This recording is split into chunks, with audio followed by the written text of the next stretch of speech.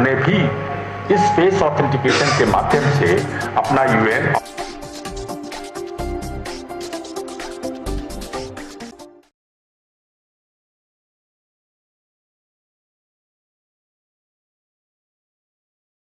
करें। Face authentication पर click करें, फेस स्कैन करें, सिस्टम यूएन, आधार नंबर और मोबाइल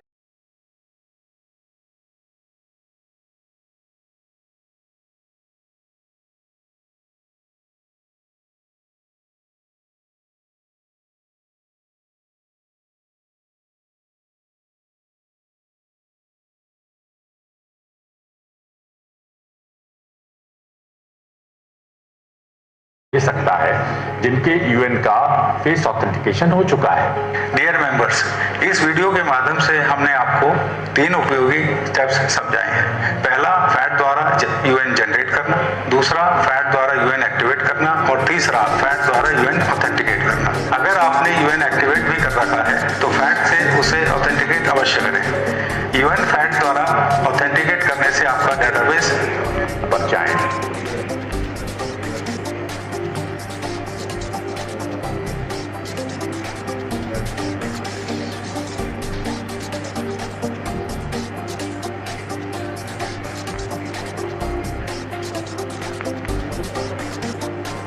अनुमति प्रदान करें, फेस ऑथेंटिकेशन पर क्लिक करें, फेस स्कैन करें, सिस्टम यूएन, आधार नंबर और मोबाइल नंबर सर्च कर दर्शाएगा।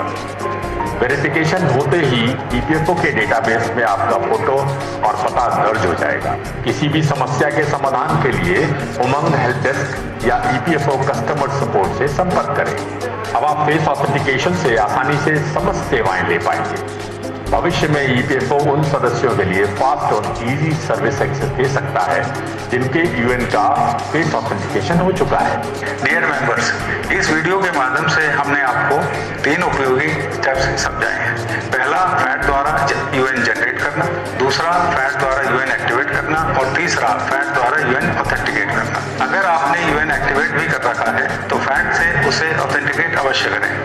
यूएन फैट द्वारा ऑथेंटिकेट करने से आपका डेटाबेस बेहतर और सुरक्षित रहेगा और हम आपको पीएफ से संबंधित बेहतर सेवाएं प्रदान कर पाएंगे। आप सभी का बहुत बहुत धन्यवाद। तो देरी कैसी, आज ही आप भी अपने यूएन का फेस ऑथेंटिकेशन करें। आज बस इतना ही। अगले वीडियो में एक नए विषय पर जानकारी लेकर हम हाजिर होंगे। तब तक के लिए रखें अपना खूब ख्याल।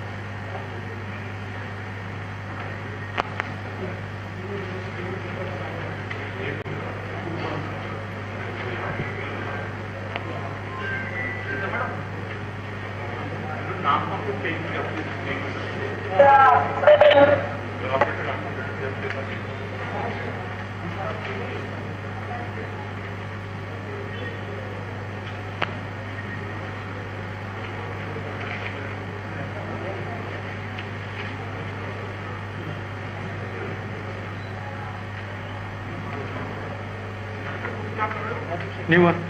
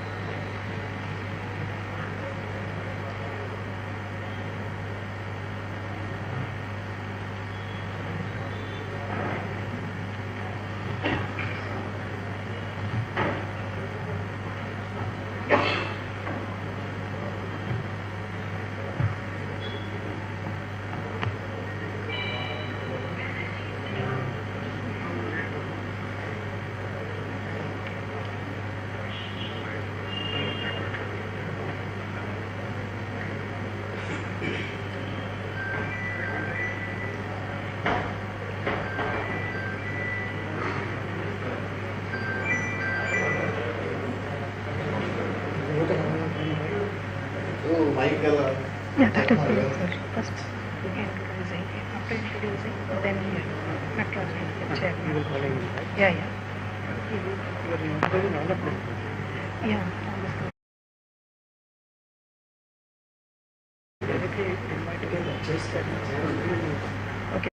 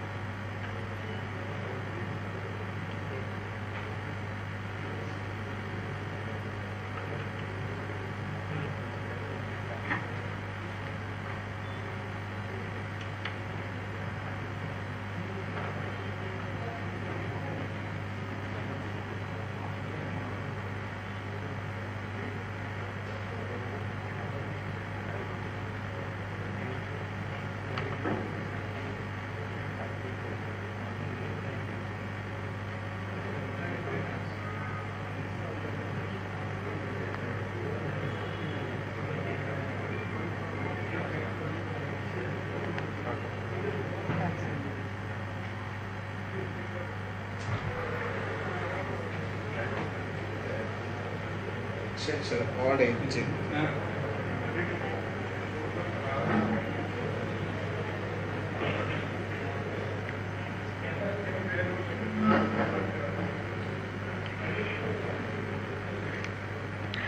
Good afternoon, ladies and gentlemen.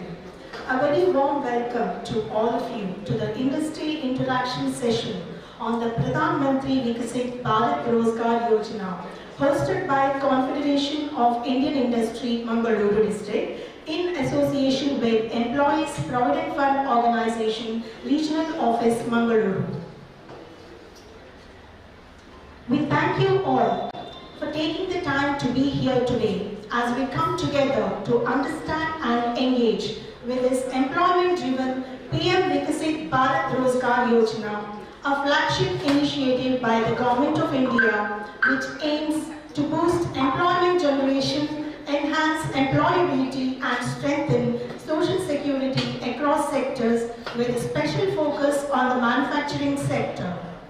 Now to officially begin today's proceedings, may I now invite Mr. Natraj Hegde, Chairman, CII Mangaluru District and Managing Director, SN Yojana Private Limited, to deliver the welcome address and provide the context setting for this interaction, sharing insights into why the PMVBRY is a timely intervention and how the industry can leverage it. Over to you, sir.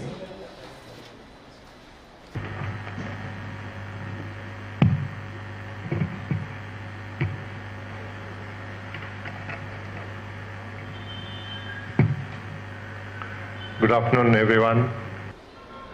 Welcome all of you today to this very interesting interactive program. I first of all like to welcome Ms. Madhumita Das, Additional Secretary, FNA, Minister of Labour and Employment, Government of India. She has been very keen to interact with all the industry bodies at the grassroots levels. So she has come down, she's been at a program in Belgaum day before yesterday, and today she is with us. I warmly welcome you on behalf of CII and Mangaluru. I also welcome Mrs. Anita Sinha Dixit, Additional CPFC Headquarters, Bangalore Zone. I would like to welcome Mr. Arif Lohani, Additional CPFC, Karnataka and Goa. Welcome, Mr. I also welcome Mr. Rajat Mukherjee, RPFC, RO, Mangalore, Who's been very instrumental in having this program here. Welcome you, sir. I think the most crucial person for this program is one among us from the CII, Mr. Madhu Damodaran. He is the CBT member, EPFO, Member Executive Committee and Regional Managing Partner of Legals. Because of him, we could have this program across Karnataka. We welcome you, Mr. Madhu. And we also have with us Mr. Renuka Prasad from ECIC, ESIC, the Insurance Commissioner, South Zone. We have Mr. Manoj Kumar, Regional Director, ESIC, Karnataka. and we have Mr. Vijayanath, Joint Director, ESIC, Mangaluru, with us. We all welcome you. And it's a great privilege to welcome all the government officials. Because of your support, I think this program, we could have this wonderful program here. And all departmental representatives, the speakers, and we have the past chairman of CII, Mr. Gaurav Hegde. We have the CII key members here. We have the media representatives and all the participants and industry friends. We welcome you all. We are honored with your presence today, and it's my pleasure to welcome you all once again. Just to set the theme for today's meeting, I'll just give you a brief what we are going to have in this meeting today. Of course, we have the privilege to have Madhumita Das with us, and it is a great initiative she has been taking up across to encourage PM Viksit, Bharat, Rozgar, Yojana and all the government programs. This is indeed a timely initiative of the Government of India, one of that seeks to strengthen India's workforce, formalize employment and support industries in their journey of growth and competitiveness. At a time when we are witnessing rapid industrial transformation and increasing demand for skilled and formal workers, the scheme comes as a major step towards both inclusive growth and social security for the workforce. The PMVBRY, launched recently in August 2025, has set an ambitious goal to create over 3.5 crore new formal jobs within just 2 years, of which nearly 1.92 crore are targeted at first-time entrants into the workforce. With an outlay of close to 1 lakh crore, the scheme reflects the government's strong intent to boost job creation while also ensuring that the youth of our nation enter the organized sector with financial security, future readiness. It's not only promises benefits for employees but also provides significant incentives to employers to expand their workforce, thereby creating a true win-win for both industry and society. One of the unique features of the scheme is its dual incentive structure. There's some disturbance with the... Yeah. We are also having the live streaming of this event. Can you put them on mute? One of the unique features of the scheme is its dual incentive structure. On the one hand, it supports first-time employees by providing them with financial incentives equivalent to 1 month wages up to 15,000 rupees, disbursed in installments linked with financial literacy training. This ensures that our youth not only get their first formal job, but also begin their journey of savings, planning, and financial discipline. On the other hand, the scheme directly supports employers by offering monthly incentives of up to 3,000 rupees per employee, depending on the wage bracket, provided they increase their workforce strength.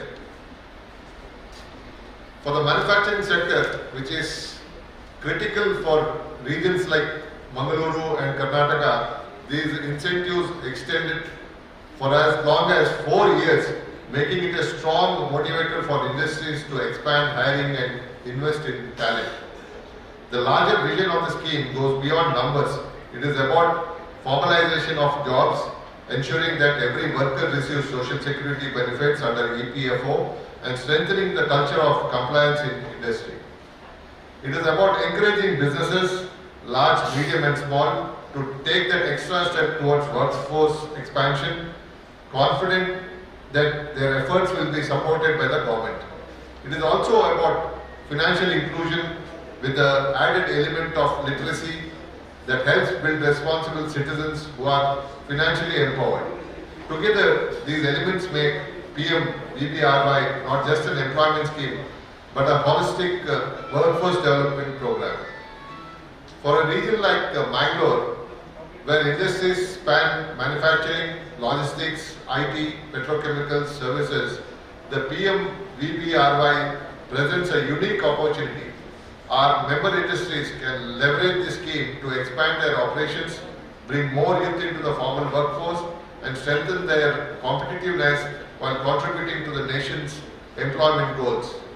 As CII Mangaluru, we see this platform as a chance to engage, understand, and work together with the government representatives and industry peers to ensure effective implementation of maximum participation. I encourage all you to see this session as more than just an interaction. It is a call to action. Let us share our questions, experiences, and suggestions so that we can together make PMVBRY a success story for our industries and our workforce. With our collective commitment, I am confident that we can turn this opportunity into a milestone for inclusive growth in our region. Once again, I warmly welcome each one of you to today's interaction. Let us use this forum to learn, collaborate, take forward the vision of a Viksit Bharat through robust employment, generation and social security. Thank you one and all.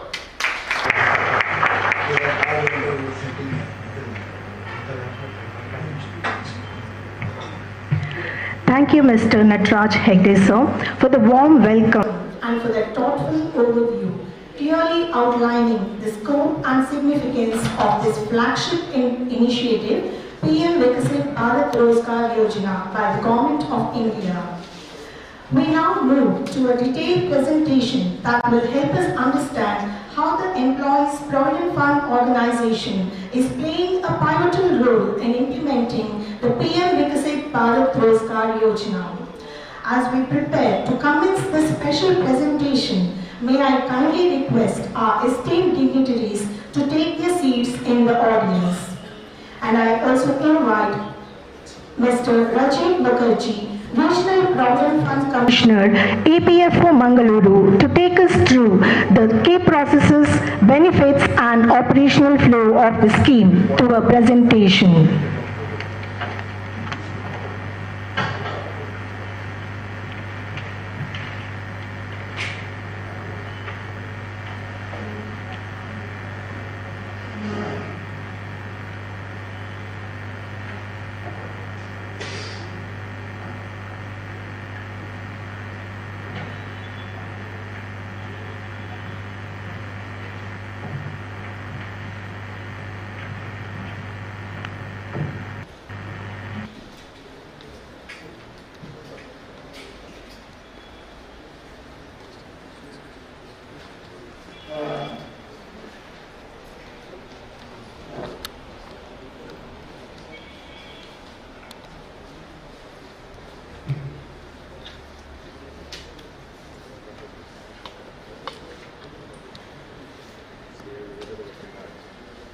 Very good afternoon to all of you.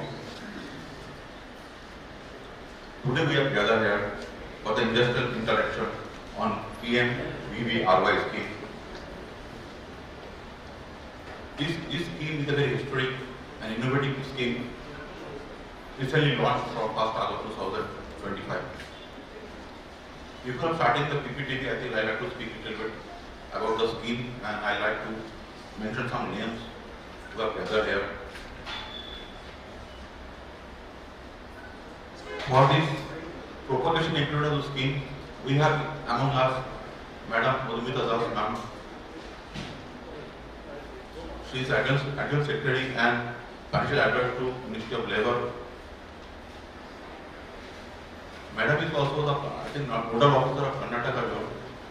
Karnataka is one of the 6 largest developing state of this country, and most of the industries, especially in the engineering sector, software sector, you will find that in every year around 30 to 35% of all fresh graduates are being recruited in Karnataka. In Mangaluru also not left behind. Mangaluru and Dakshin Kannada district has an excellent communication skill. We have airport, we have got port facility, we have railway communication, we have got also very good road infrastructure. Dakshin Kannada district also have very good climate. It is neither extreme hot, neither extreme cold. The people are mostly educated. The literacy rate of Dakshin Kannada is around 96% at present census, and the people are very hardworking, very sincere and educated. And I think Dakshin Kannada district has a very good chance to grow.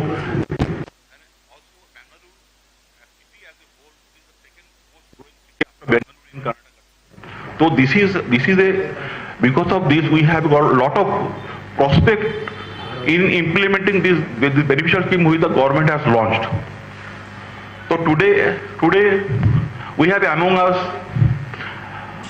first of all, I thank CI people to organize this function for us so that we can, for propagation and implementation scheme, so that this scheme is widely spread and widely acknowledged by the people, and the employers and the employees can take benefit of this beneficial scheme. I also thank in this occasion the additional CPFC ma'am, Viksit ma'am, she has come here with her team. Respected sir, and we also have among us our additional CPFC sir, Arif Lohani sir, with his team, Ramkesh Meena sir. I also thank you, Mr. Dhaiya, UDP in charge, that he also among us. He has also given a lot of effort for getting the scheme in the implementation of UDP. I also thank all the employees who have come here, and also thank our special invitee, our regional committee head, our Vishwanath Sir, that he is among us for helping and propagating this scheme. But before now, let me start the PPT.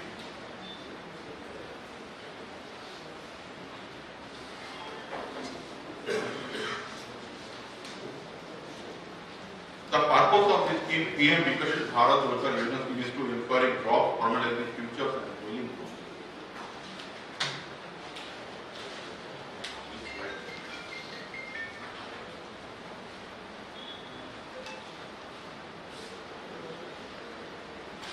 In the budget, there has been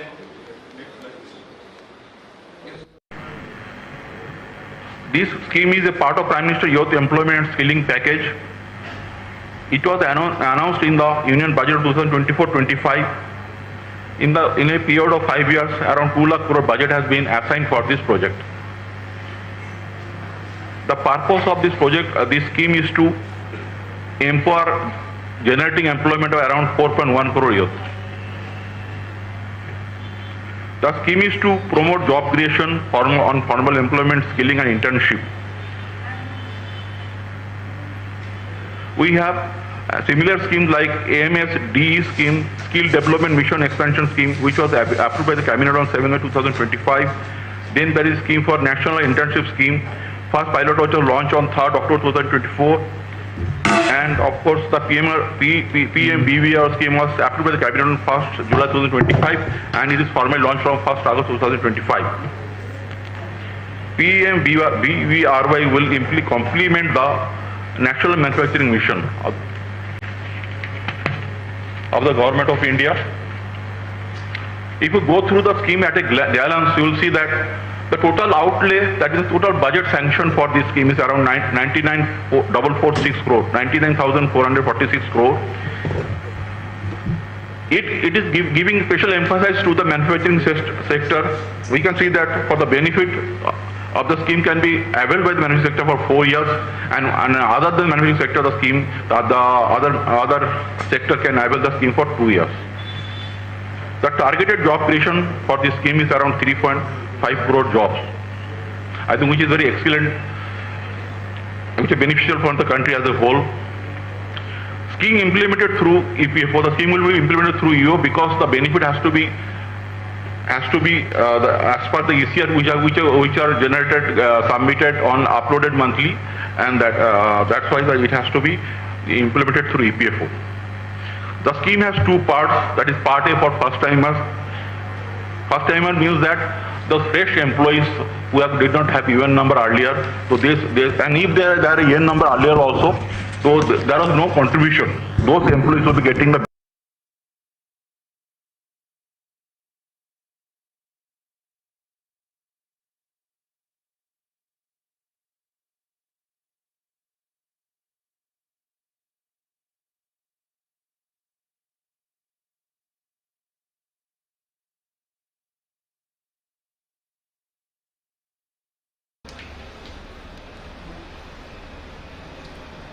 objective of the scheme. What is the objective of the scheme? Objective of the scheme is to create additional employment in the formal sector and to sustain it.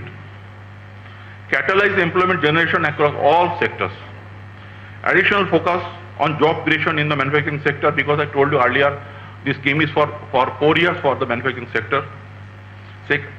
Next is that to promote employability and formulation of the workforce. Again, it is enhancing social security coverage of workforce. That means that those persons who will be employed will be getting benefit of PF. So it will give them social security benefit. Strengthen financial literacy, because if you want to get the full benefit, that means you have to pass a certain course, you have to clear it online, and then the second installment of the payment will be given to the employee. I'll come to that later on. Benefit of the scheme. The benefits to be given to the employee, the first time employee will be getting the benefit of the scheme.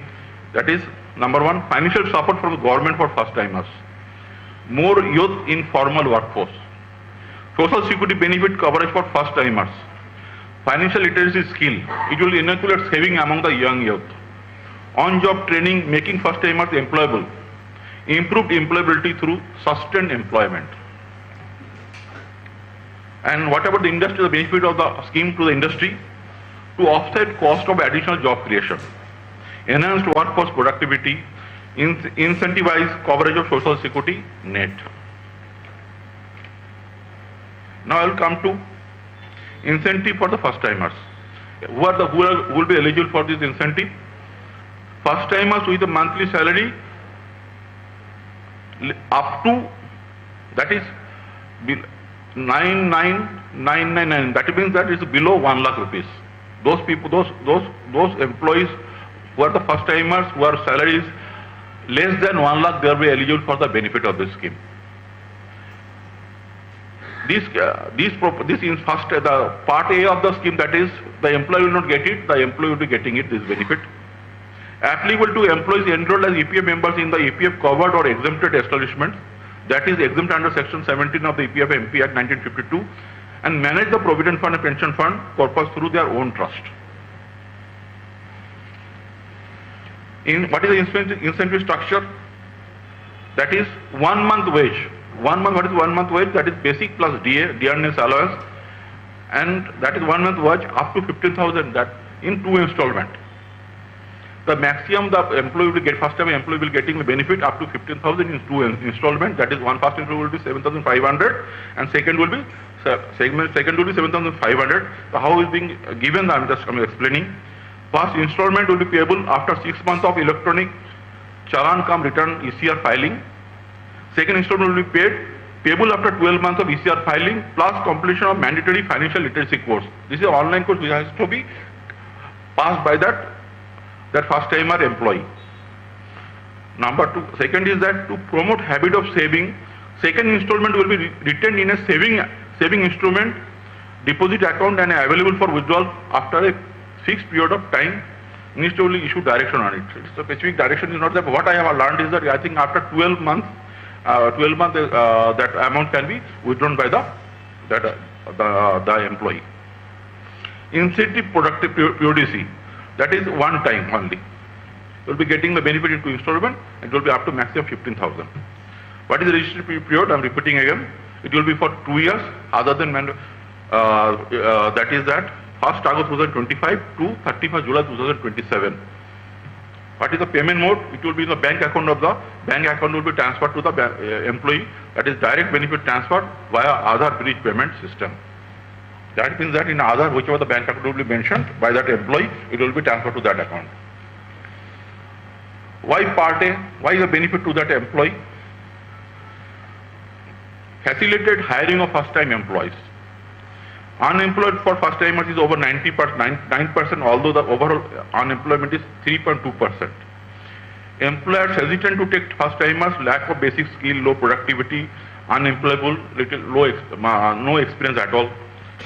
Another thing is that high attrition, which hinders skill formation and no productivity gains for employer. What does the incentive do? What is the purpose of giving this incentive? That is that partially offset the initial cost of taking up the job, search cost, transportation, housing, etc. Second is that behavioral change pushes the employee to stay for at least 6 months, because what has happened is many times the employees work for 1 month, 2 months, 3 months, he does not like the job and leave the job. So to stop that, that's why the scheme has the payment first incentive will be given only after 6 months. It pushes the employee to stay for at least 6 months, which leads to skill formation and changes of higher salary on re-employment. Part B, incentivizing additional job creation. Who are the eligible? All establishments registered with EPFO, including exempted. That means those establishments who are going to take the benefit of this scheme has to be registered in EPF. Threshold is that at least 2 additional employees for establishment with employees less than 50 employees. That means that if there is an establishment which has 49 employees, maximum 49 employees, they have to only generate 2 employees if they take, they will be getting the benefit for these 2 employees. Second is that if the employment stays 50, that establishment have an employment status of 50 and above, at least 5 additional employees has to be recruited. Only this benefit can be given. Sustained employment for at least 6 months. This is again repeated that the employee should at least work for 6 months. Additional employee can be first timer or a rejoinee. Now I am going to in the structure how the incentive is to be given. Incentive on monthly wages less per additional employee with gross wages up to 1 lakh month. That is, the incentive structure is that it is below 10,000.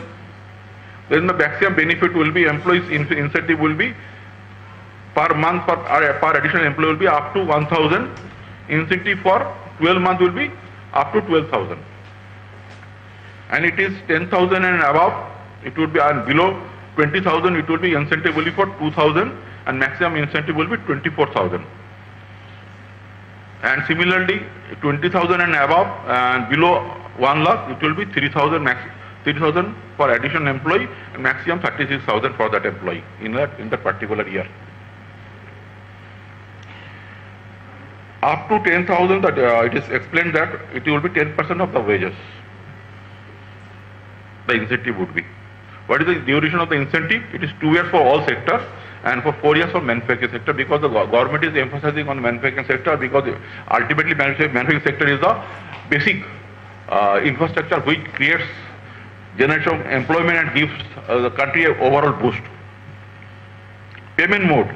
In bank account of establishment, that is to DBT, to PAN linked account. That means the employer whose the bank account mentioned in the PAN account where the income, like say the income tax refund is received, the benefit of the incentive will be transferred to that particular account of that bank. What is the purpose of giving incentive to the employer? That is why part B, incentivize the employer for additional job creation. The very purpose of the scheme to see that to reduce the unemployment in the country. That's why employers given incentive so that they also contribute for the growth of the country. Employers will respond to incentive, because generally we have seen that employers given various kind of incentive, basically any income tax and all those things in given incentive. So this is also one form of incentive to ensure that the employers recruit further new employees. Labor incentive sectors have higher percentage of labor cost, hence the incentive lead to more hiring. Another thing is that such scheme work on margins. The such scheme work on margins, reduce margin cost leading to additional employment, automation versus labor.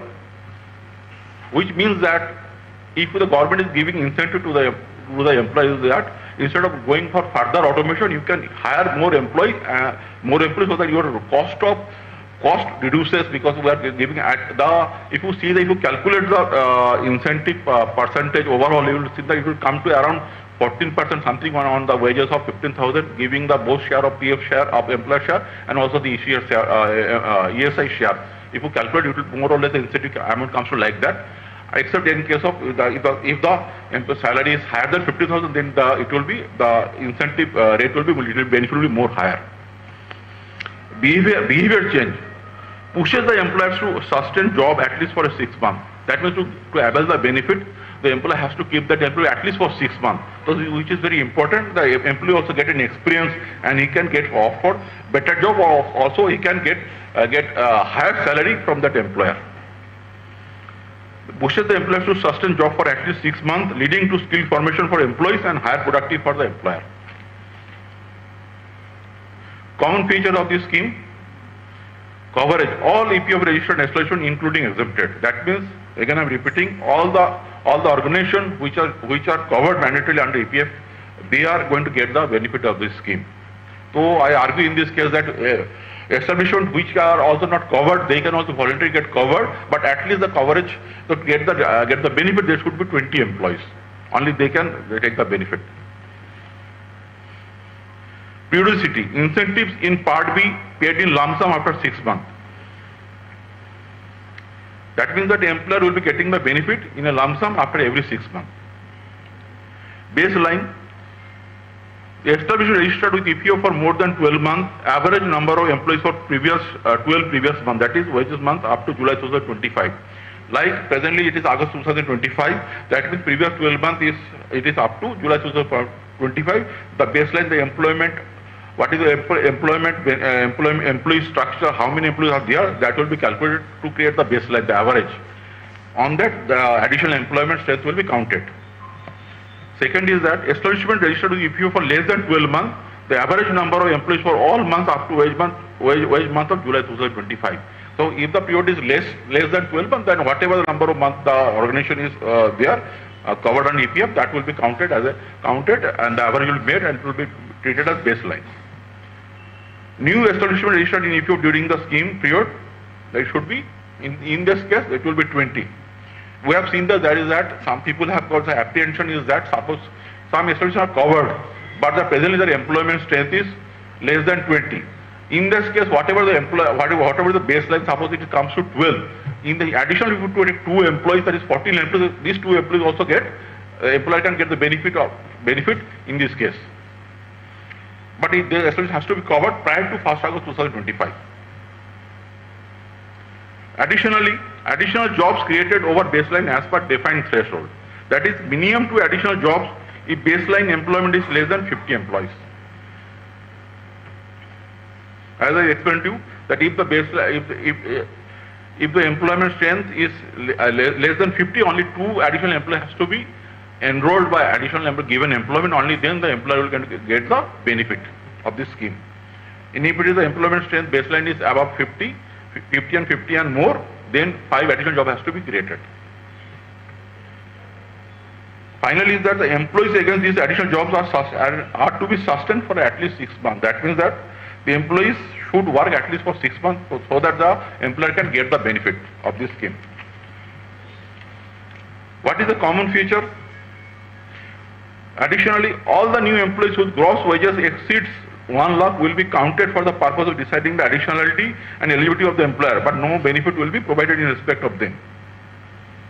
Which means that suppose your organization is getting the benefit of the scheme, but he is recruiting an employee, say more than 1 lakh, let's say 1.5 lakh, say. In this case, the additional employment will be counted for getting the benefit, but that particular employee, and neither that employer also will not get benefit for that particular employee, but the employment will be counted for taking the benefit. Who are first timer? Any employee who joined the establishment after 1st August 2025 and their contribution is received for the first time in EPFO exempted trust.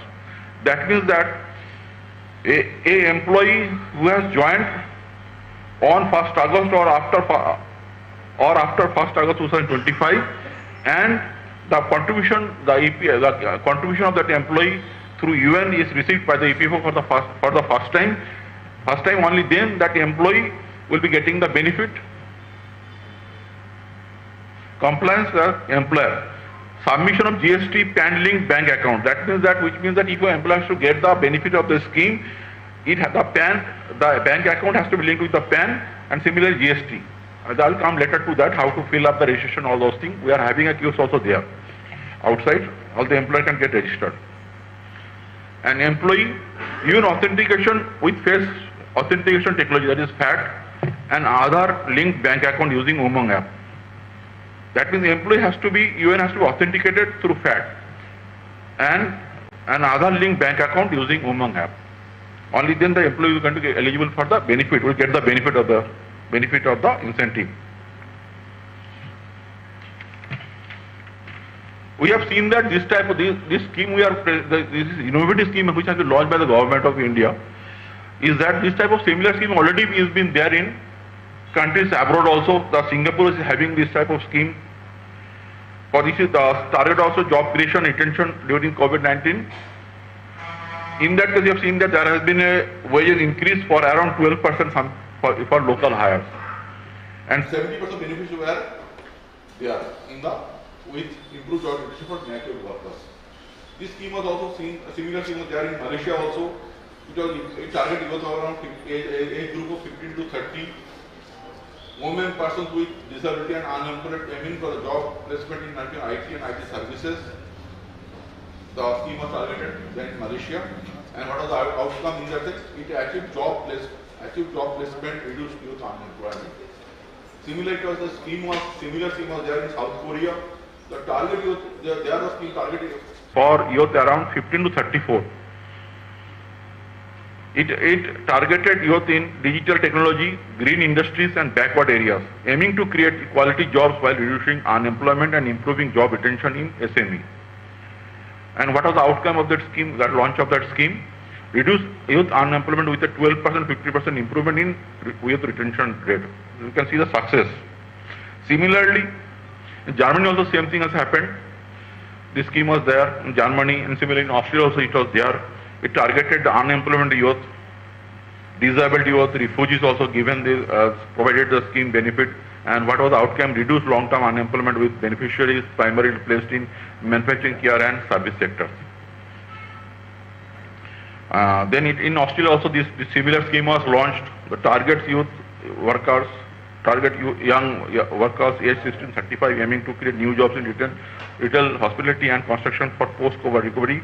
And there also the scheme also get a lot of it reduced the youth unemployment among the Australian youth.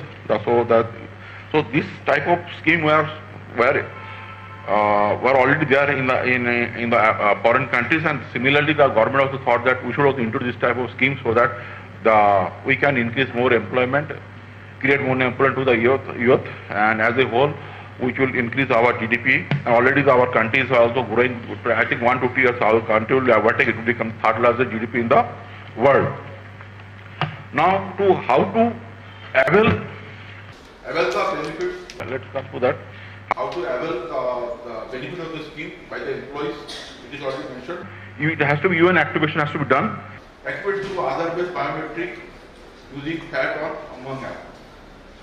I think we have some youth also today, some persons have come. I think we will be doing that in activation here in this year also. We have a counter there. Similarly, Aadhaar seeding, that bank account must be Aadhaar seeded. That means in Aadhaar, the bank account where the benefits will be getting. It be mentioned. It should be seeded in the Aadhaar. Lastly, is that financial literacy. There is an online course to get the benefit of the second part, that is second installment. The employee has to complete financial literacy course before 12 months. After the first installment is disbursed, the financial literacy course is automatically enabled in the members' EPFO dashboard. Log in using UN and registered mobile number, go by dashboard, learning section, click on financial literacy for PMVBRY members and enroll. Watch all the video modules, complete the course. On successful certification, the member becomes eligible for the second installment. So this is about the employees. The first time employees can get the benefit, and how the employees will get the benefit of the incentive. So you can see in the screen is that the registration form is there. In the unified portal, you will find that there is a PMVBRY dashboard is there. In that, when you press, so this will come in the screen. How to get registered? So this is a very simple thing. You have to provide the PAN details, GST details, PAN seeding of bank account has to be mentioned, and filing ECR in time is a must to get the benefit. So by what is the submission of filing ECR? It is 15th of the following month. So in August, ECR has to be submitted by 15th September. Very simple procedure. And now before concluding the PPT, I can just let me tell you about what is EPFO. EPFO is one of the largest social security organization in the world and the largest in India.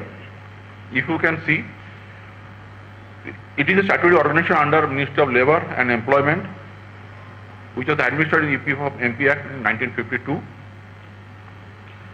It provides three types of scheme, that is EPF 1952, that is Employees Provident Fund Scheme 1952. In that around 12% of the employee share and 3.67% of the employer share is remitted, and that is accumulated, and presently we are giving an interest rate of 8.25%. And whenever the employee requires the money, they can take advance, or subsequently on retirement age they can, or superannuation age, that is presently whenever the money can be withdrawn. And then we are providing a pension scheme, that is Employees Pension Scheme 1995. In this case, where the employee's salary is up to 15,000, in contribution is remitted at 8.33% from the employer share, and in this case, the employee will be eligible for pension on completing the age of 58 years. However, there is a provision for reduced pension, that is after 58 years they can get the pension, but it will be on a reduced rate.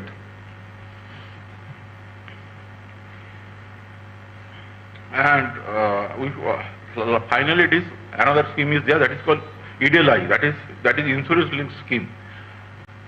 So insurance linked scheme, that if a person who is working in an organization and he expires, it is not about, only thing is that the person has to be on roll, it is not on duty. Suppose the person is also dying at a home also, still in that case also the person is going to get the benefit of the insurance.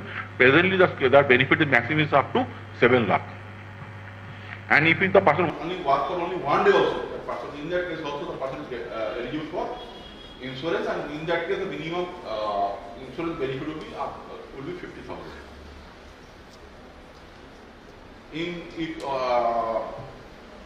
And another thing is that we should know, in EPFO is mandatory for organization where the employment strength is 20, and it is not the direct employees, it includes all type of employees, that is including contractor employees, including security employees.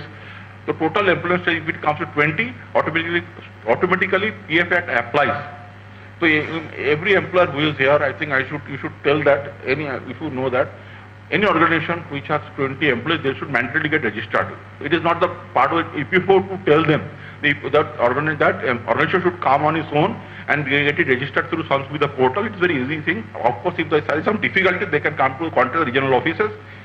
There will be no difficulty to get it registered. The benefit of EPFO is applicable to employees with monthly wages up to 15,000. That means that an employee whose salary is up to 15,000, it is mandatory the benefit has to be given by the employer, and employee also has to be given, and he has to also agree, because many times I have seen that, because in my experience that many employees say that we don't want the benefit of the EPF, please give us the money in hand. But it is not that, it is a mandatory thing. If the salary is up to 15,000, the employee has to be made member. The employee does not have a choice.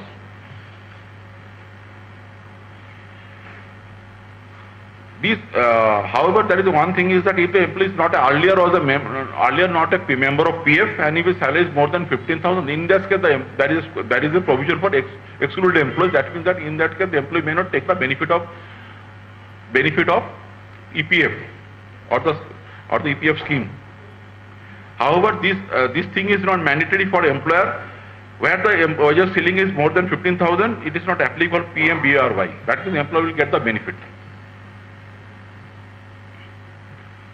If you have around 21 zonal offices, I am talking about pan India, 21 zonal offices, there are 150 regional offices, one we have in Mangaluru, as you are aware, 114 district offices, 5 SSO and 4 service center. We have presently around 7.83 crore contributing members, and there are 7.98 lakh contributing establishments. And interest at the present is declared for the year 2024-25 is 8.25%, which is very high, because in the bank, if you put in a fixed deposit, it is comes to around 6%, something like that. So our interest rate is the highest in India, I feel. Presently, we have settled around, in the year 2024, talking about, we have settled around 6 crore claims settled, and total settled amount comes to 2.41 lakh crores. So that see how big our organization is, EPF organization is. We have presently have total investment corpus of around 28.0 lakh crores. We also give pension to around 81.4 lakh pensioners, which is more than the government, central government pension. Central government give pension to around 67.53 lakh pensioners only.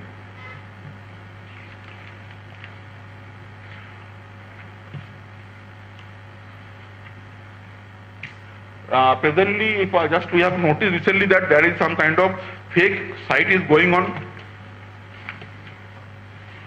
Already the people have, I don't know for whatever reason, some people have, scrupulous people have started this fake PMVBRY site.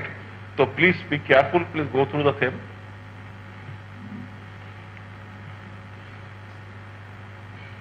Because our site, it is mentioned clearly that it is PMVBRY.EPFindia.gov.in, and always you should remember that what I have seen my personal experience also.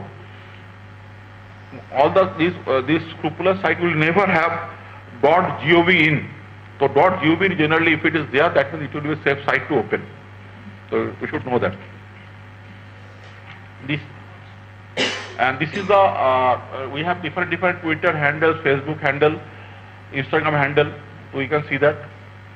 From there, all the latest schemes, a lot of schemes are always updated. We have YouTube videos and everything is there. How to generate UN, what are the benefits given, various benefits given from time to time. All those schemes are updated in this social media. So always you may be aware of those things. You can always go through them and get subscribed also, I think. So this is the detailed presentation on this PPT we have just finished. There will be, after that, there will be a question and answer session, interaction session. So I will ask Mr. Madam to take over, and Damodaran, yes, our moderator will be Mr. Madhu Damodaran. I welcome you at the podium, and I think Mir sir, would you like to come to help in the question and answer session? Okay. After, before that, we have a a detailed video on different schemes. So please, I will ask that to run the videos.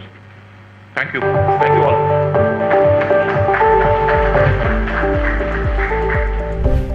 नमस्कार दोस्तों, भारत सरकार द्वारा एक ऐसी योजना launch की गई है जिसमें पहली बार नौकरी आने वाले युवाओं को 15,000 रुपए तक मिल सकते हैं। क्या आपको इसकी जानकारी है? अपने पिछले वीडियो में हमने आपको भारत सरकार की इस महत्वपूर्ण योजना प्रधानमंत्री विकसित भारत रोजगार योजना के बारे में बताया था। अगर आपने वो वीडियो नहीं देखा है तो उसका लिंक डिस्क्रिप्शन बॉक्स में दिया जा रहा है। चलिए हम आपको बताते हैं इस योजना के बारे में। आज के वीडियो में हम प्रधानमंत्री विकसित भारत रोजगार योजना के अंतर्गत कर्मचारियों को मिलने वाले इंसेंटिव के बारे में विस्तार से बताएंगे। प्रधानमंत्री विकसित भारत रोजगार योजना के पार्ट ए में कर्मचारियों के लिए इंसेंटिव का प्रावधान है। ये उन कर्मचारियों को मिलेगा जिनका अधिकतम कुल वेतन 1 लाख रुपए तक है और जो 1 अगस्त 2025 से 31 जुलाई 2027 के बीच पहली बार नौकरी में आएंगे। इसके लिए आवश्यक है कि रोजगार सृजित करने वाला प्रतिष्ठान EPFO में रजिस्टर्ड हो और कर्मचारी को EPF का सदस्य बनाया जाए। ऐसे प्रत्येक कर्मचारी को उसके 1 माह के वेतन के बराबर प्रोत्साहन राशि मिलेगी, लेकिन यह अधिकतम 15,000 रुपए तक ही हो सकती है। यह राशि उसे 2 किस्तों में दी जाएगी। इसे यूं समझिए, यदि कर्मचारी का वेतन 10,000 है तो उसे 5,000 और अगर ये 20,000 है तो उसे 7,500 2 किस्तों में दिए जाएंगे। लेकिन अगर उसका वेतन 1 लाख रुपए से अधिक है तो उसे कोई इंसेंटिव देय नहीं होगा। पहली किस्त 6 माह इसी नियोक्ता के पास सतत नौकरी पूरी करने के बाद ही दी जाएगी। इसके लिए जरूरी है कि कर्मचारी उमंग ऐप पर फेस ऑथेंटिकेशन टेक्नोलॉजी के माध्यम से अपना यूएन जनरेट, एक्टिवेट और ऑथेंटिकेट करे। इसकी प्रक्रिया हमने दिनांक 30 मई 2025 को पोस्टेड अपने वीडियो में बताई है। वीडियो का लिंक डिस्क्रिप्शन बॉक्स में दिया जा रहा है। यह बेहद आसान प्रक्रिया है जिसे आप अपने मोबाइल पर घर बैठे कर सकते हैं।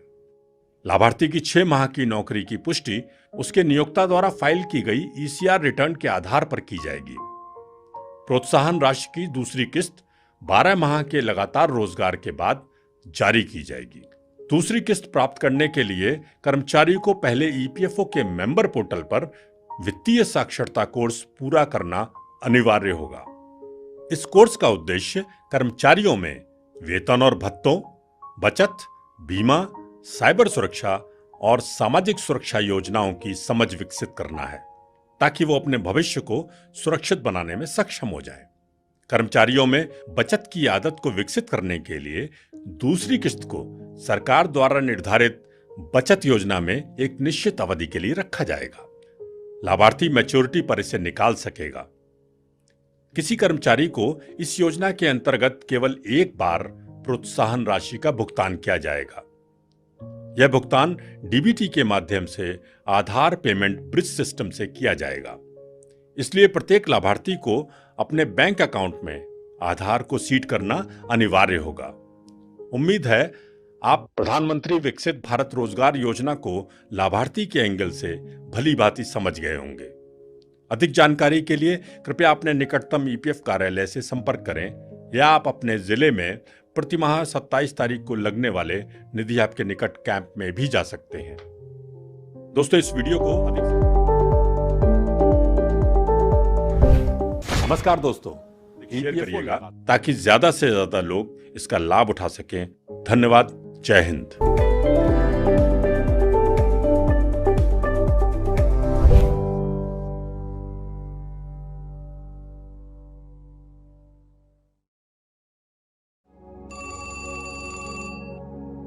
अपनी सेवाओं को डिजिटली बेहतर और सुगम बनाने के लिए प्रयास करता रहता है। अप्रैल 2025 में ईपीएफओ ने इसी कड़ी में फेस ऑथेंटिकेशन टेक्नोलॉजी यानी आपके चेहरे की पहचान पर आधारित तकनीक का प्रयोग कर यूएन अलॉट करने और उसे एक्टिवेट करने की सुविधा प्रारंभ की है। अब कोई भी कर्मचारी इस तकनीक के प्रयोग से अपना यूएन जनरेट कर सकता है और यदि उसके पास यूएन है तो उसे एक्टिवेट भी कर सकता है। यूएन और इसके एक्टिवेशन के बारे में अधिक जानने के लिए हमारे पूर्व के वीडियो देखें, जिनके लिंक डिस्क्रिप्शन बॉक्स में दिए जा रहे हैं। इस सुविधा का उपयोग करने के लिए आपके पास आधार लिंक्ड मोबाइल नंबर और एक स्मार्टफोन होना चाहिए। इस फोन पर आप प्ले स्टोर से भारत सरकार का उमंग ऐप और आधार फेस आरडी ऐप डाउनलोड कर लें। आइए बताते हैं आपको यूएन अलॉट करने की प्रक्रिया।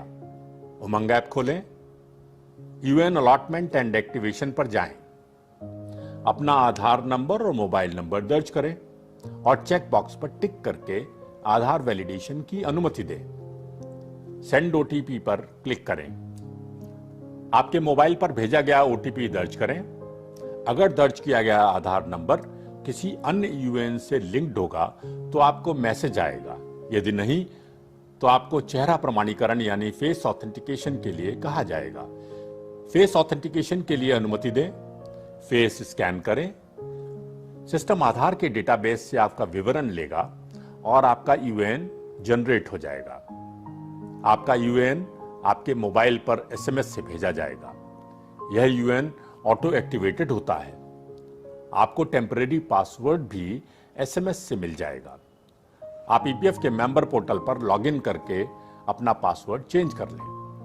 यदि आपके पास नियोक्ता या आपके द्वारा जनरेट किया गया यूएन पहले से है तो हम आपको उसके एक्टिवेशन की प्रक्रिया बता देते हैं।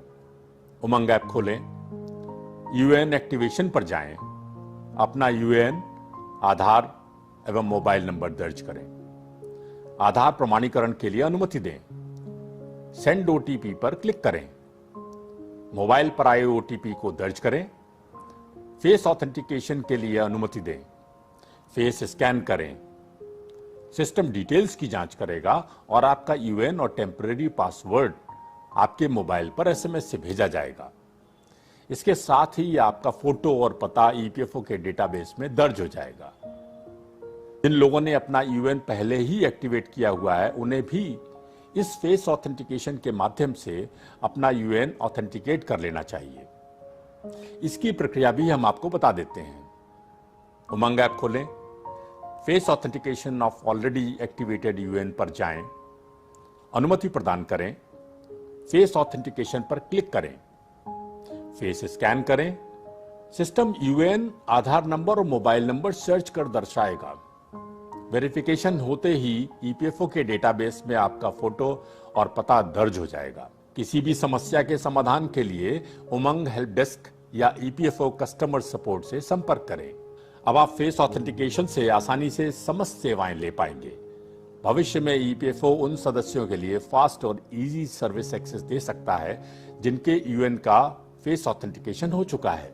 डियर मेंबर्स, इस वीडियो के माध्यम से हमने आपको 3 उपयोगी स्टेप्स समझाए हैं। पहला, फैट द्वारा यूएन जनरेट करना, दूसरा फैट द्वारा यूएन एक्टिवेट करना और तीसरा फैट द्वारा यूएन ऑथेंटिकेट करना। अगर आपने यूएन एक्टिवेट भी कर रखा है तो फैट से उसे ऑथेंटिकेट अवश्य करें। यूएन फैट द्वारा ऑथेंटिकेट करने से आपका डेटाबेस बेहतर और सुरक्षित रहेगा और हम आपको पीएफ से संबंधित बेहतर सेवाएं प्रदान कर पाएंगे। आप सभी का बहुत बहुत धन्यवाद। तो देरी कैसी, आज ही आप भी अपने यूएन का फेस ऑथेंटिकेशन करें। आज बस इतना ही। अगले वीडियो में एक नए विषय पर जानकारी लेकर हम हाजिर होंगे। तब तक के लिए रखें अपना खूब ख्याल। धन्यवाद। जय हिंद।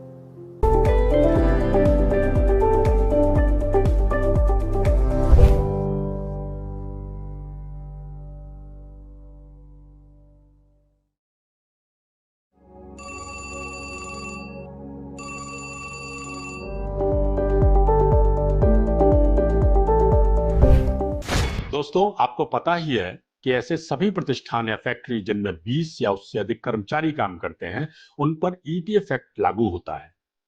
सिनेमा में 5 कर्मचारी होने पर ही एक्ट लागू हो जाता है। जिन प्रतिष्ठानों पर एक्ट लागू होता है, उनके नियोक्ताओं का यह दायित्व है कि वे स्वतः ईपीएफओ में रजिस्ट्रेशन कराएं और अनुपालन शुरू कर दें। इसके लिए किसी निरीक्षण या नोटिस का वेट ना करें। या हम यह भी बता दें कि वैधानिक सीमा से कम कर्मचारी वाले प्रतिष्ठान भी ईपीएफओ में स्वेच्छा से रजिस्ट्रेशन करा सकते हैं, बशर्ते नियोक्ता और बहुमत कर्मचारियों की सहमति हो। ईपीएफओ में रजिस्ट्रेशन कराना बहुत आसान है। इसे बिना किसी की मदद के ऑनलाइन, ऑफिस में या घर बैठे बैठे पूरा किया जा सकता है। आपको तत्काल ईपीएफओ कोड नंबर मिल जाएगा। अप्लाई करने के लिए वैध पैन के अलावा इन दस्तावेजों की 1 MB साइज की पीडीएफ आपको तैयार रखनी चाहिए। एड्रेस प्रूफ, सेटअप डेट का प्रूफ, लाइसेंस, स्पेसिमेन सिग्नेचर। चलिए बताते हैं फॉर्म अप्लाई करने की प्रक्रिया। shramsuvidha.gov.in पर जाएं। ऊपर रजिस्ट्रेशन एंड लाइसेंस टैब पर क्लिक करें। नई स्क्रीन खुलेगी। नीचे दिए गए क्लिक हेयर टू रजिस्टर पर क्लिक करें। नई स्क्रीन पर अपना श्रम सुविधा पोर्टल अकाउंट बनाने के लिए साइन अप पर क्लिक करें। अपना नाम, ईमेल व मोबाइल नंबर तथा वेरिफिकेशन कोड भरकर साइन अप करें। अपने ईमेल पर आए लिंक को क्लिक करें। आप श्रम सुविधा पोर्टल के activate your registration with USSP portal पर पहुंच जाएंगे। यहां आप अपना यूजर आईडी और पासवर्ड सेट करें। अब आप अपने यूजर आईडी और पासवर्ड से पोर्टल पर लॉगिन करें। पुनः रजिस्ट्रेशन टैब पर रजिस्ट्रेशन फॉर ईपीएफओ ईएसआईसी पर क्लिक करें। अप्लाई फॉर न्यू रजिस्ट्रेशन पर क्लिक करें। यदि आप ईपीएफ और ईएसआईसी दोनों के लिए अप्लाई करना चाहते हैं तो दोनों चेक बॉक्स पर क्लिक करें और सबमिट कर दें। अन्यथा ईपीएफओ के चेक बॉक्स पर क्लिक करें। पैन के अनुसार अपने प्रतिष्ठान का नाम दर्ज करें। कार्यालय का पूरा पता, स्थापना की तिथि, पैन आदि भरें। एस्टैब्लिशमेंट कैटेगरी और सेक्टर सेलेक्ट करें। यदि प्रतिष्ठान फैक्ट्री है तो फैक्ट्री लाइसेंस का विवरण दर्ज करें। यदि स्टार्टअप है तो रजिस्ट्रेशन डिटेल्स भरें। यदि एमएसएमई है तो रजिस्ट्रेशन डिटेल्स भरें। ओनरशिप डिटेल्स भरें। ई कॉन्टैक्ट्स यानी ईमेल आईडी व मोबाइल नंबर भरें। आपके मोबाइल व ईमेल पर एक ओटीपी आएगा, उसे दर्ज करें और वेरीफाई ओटीपी पर क्लिक करें। अगले पेज पर कॉन्टैक्ट पर्सन में प्राइमरी मैनेजर का विवरण दर्ज करें। फिर प्राइमरी ओनर के डिटेल्स दर्ज करें। यदि एक से ज्यादा ओनर हैं तो उनके विवरण भी दर्ज करें। अगले पेज पर आइडेंटिफायर्स यानी अन्य विभागों के रजिस्ट्रेशन का विवरण दर्ज करें। नए पेज पर ईपीएफ एक्ट के अंतर्गत आने वाले कर्मचारियों की संख्या का विवरण दर्ज करें। यहां आपको अपने सभी कर्मचारी, स्थायी, अस्थायी, संविदा कर्मी, ठेकेदार के माध्यम से नियोजित कर्मी की संख्या भरना है, जिसमें उन कर्मचारियों की संख्या भी भरी जाएगी जो एक्सक्लूडेड है, यानी जिन्हें ईपीएफ का सदस्य बनना अनिवार्य नहीं है। कार्यस्थल के बारे में कुछ अन्य विवरण ड्रॉप डाउन मेन्यू से सिलेक्ट करें। अगले पेज पर प्रतिष्ठान की एक्टिविटीज यानी बिजनेस के विवरण ड्रॉप डाउन मेन्यू से सिलेक्ट करें। बस अब आखिरी स्क्रीन पर आपको ये अटैचमेंट अपलोड करने हैं: address proof, set up date का proof, license, specimen, signature. Submit कीजिए।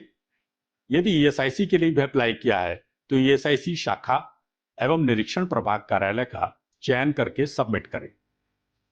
तत्पश्चात आपको डिजिटल सिग्नेचर या ई साइन चयन हेतु नए पेज पर ले जाया जाएगा। प्रक्रिया को फॉलो करते हुए डीएससी या ई साइन से एप्लीकेशन सबमिट करें। इसके साथ ही आपका रजिस्ट्रेशन पूरा हो गया और आपको ईएसआईसी तथा ईपीएफओ का नंबर तुरंत मिल जाएगा। वीडियो को ज्यादा से ज्यादा शेयर करें ताकि सभी नियोक्ताओं को इसका लाभ मिल सके। धन्यवाद। जय Hind.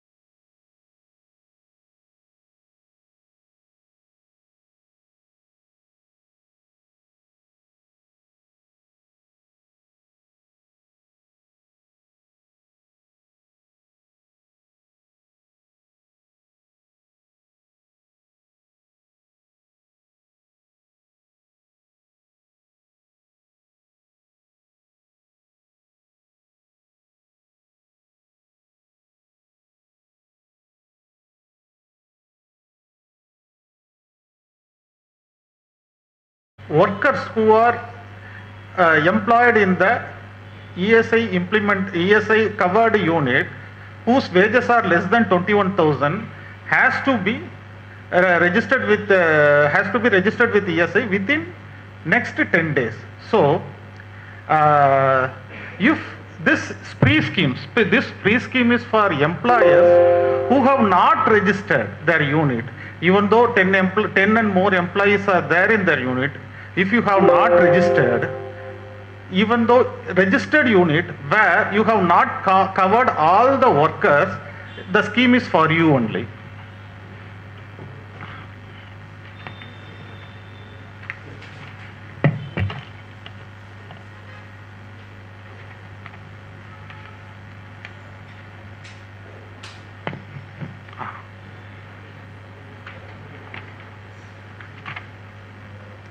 SPRE means Scheme to Promote Registration of Employers and Employee.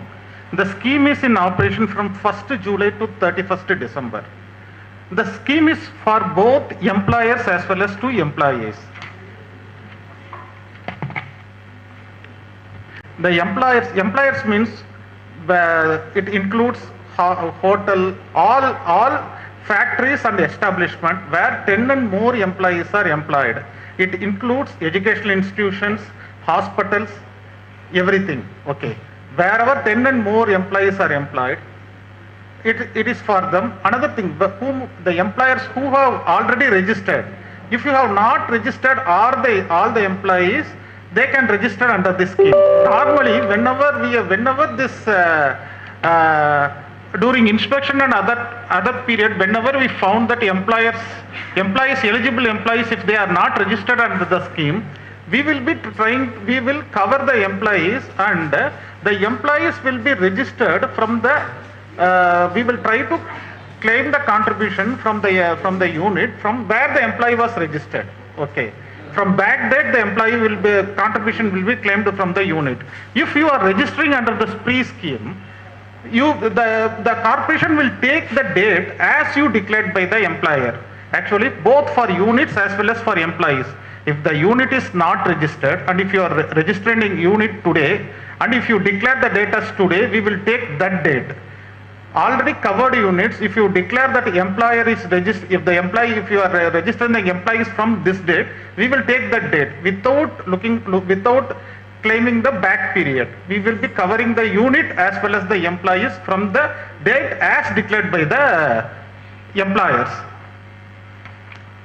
We don't demand dues for the past period, no contribution liability for past period. There won't be any punitive action on the employers for not registering the employee. The scheme will be operation till 31st December only. This is one-time measure for all the employers to register their unit as well as their employees.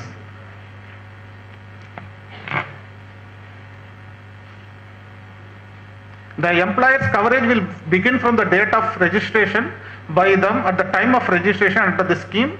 The employee's coverage will also from the date declared by the employers. No past dues will be claimed. Another scheme which is implemented is amnesty scheme. This scheme is introduced to reduce the litigation, and the scheme also introduces a mechanism to make a settlement out of court. This scheme is also in operation. Under the scheme, the dispute over the coverage under the ESI. Actually, whenever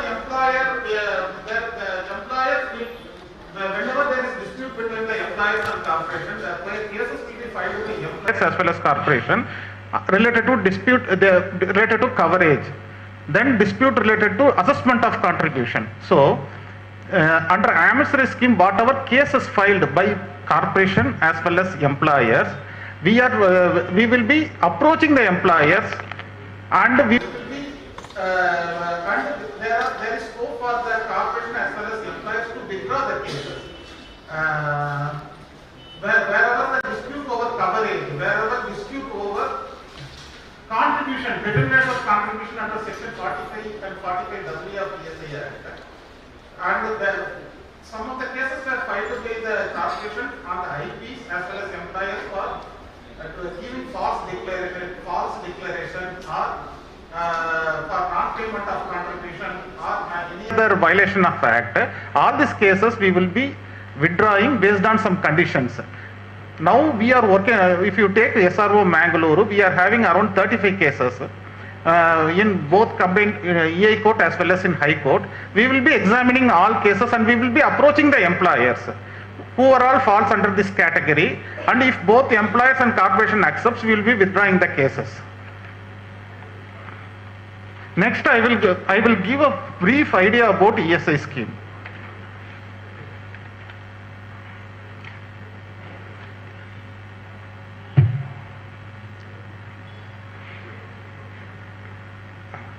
No, okay. Okay, madam, okay. Actually, I will give a brief. Shall I tell about infrastructure available in the Mangaluru?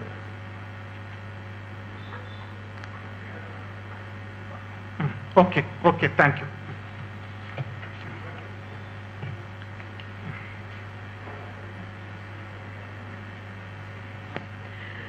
Thank you, Mr. Vijayanand sir, for that insightful presentation on SPREE. Now, it's time to hear directly from the industry representatives. This session will focus on observations, suggestions and questions around the implementation of the PMVBRY scheme. And for this interaction session, may I kindly request the dignitaries to take their seats back in the dais.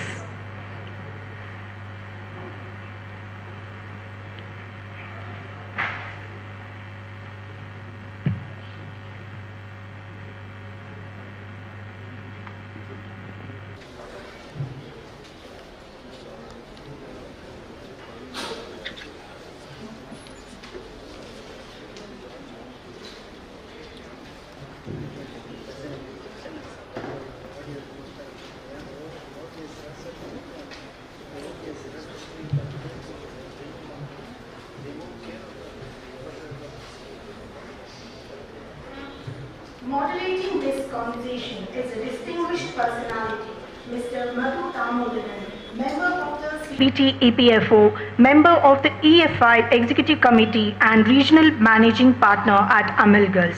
Over to you, sir. Thank you. Good evening.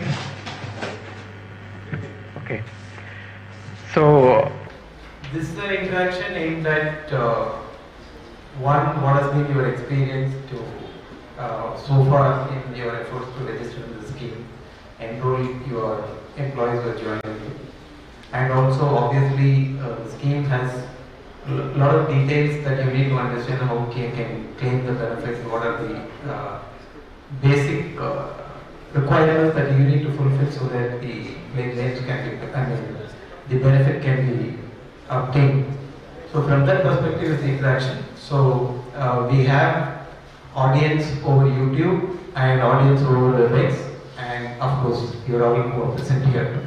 So we welcome questions from all sections, but we will start from people who are here.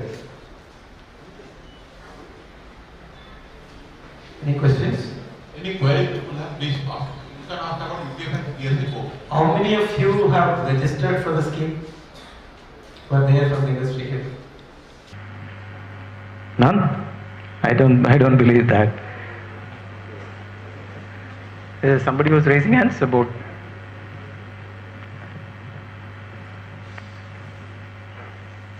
If you have registered, what's been your experience?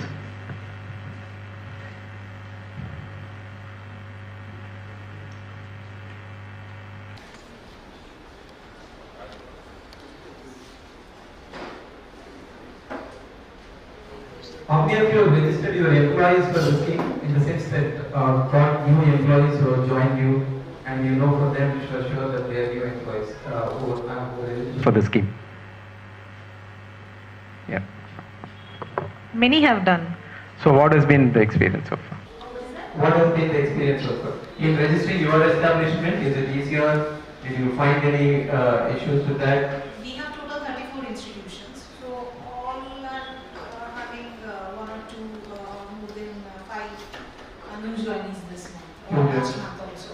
Okay, so but last month then doesn't really matter. Yeah, last month in our hospital. Almost 38 people. Since 1st August, how many people? 1st August onwards. 38. Yeah, 38 almost. And all of them have been registered Under Umang app Umang and app. the face authentication app. Face authentication. You didn't have any problem at all? No. Initially, It was a problem for the first 15 days. After that, Can you explain what is the problem you face? problem with the server. It was.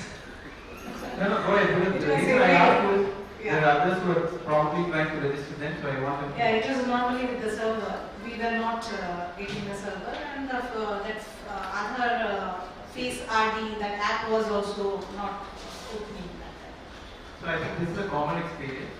And I can tell you for sure that EPFO from at the topmost level, at the at all the regional offices level, they have been consciously working towards increasing the server speed, making it easier for everybody to do it, and that is also shown in the fact that her own experience has kind of improved over the last 10-15 days. This month we have not yet faced anything. So that's for all your information. So any other questions? Are you sure none of others have? How many of you are from industries covered under PF here? I'm sure all of you, right? Then can I ask the lady that? Which institution was actually I'm from ITI University and we are educational institute, not industry. No, yeah.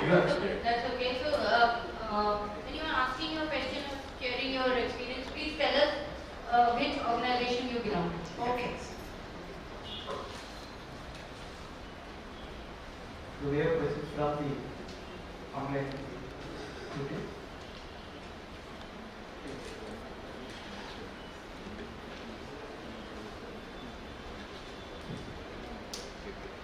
questions from you. This is a scheme which has, yes sir. Can, no, we want your.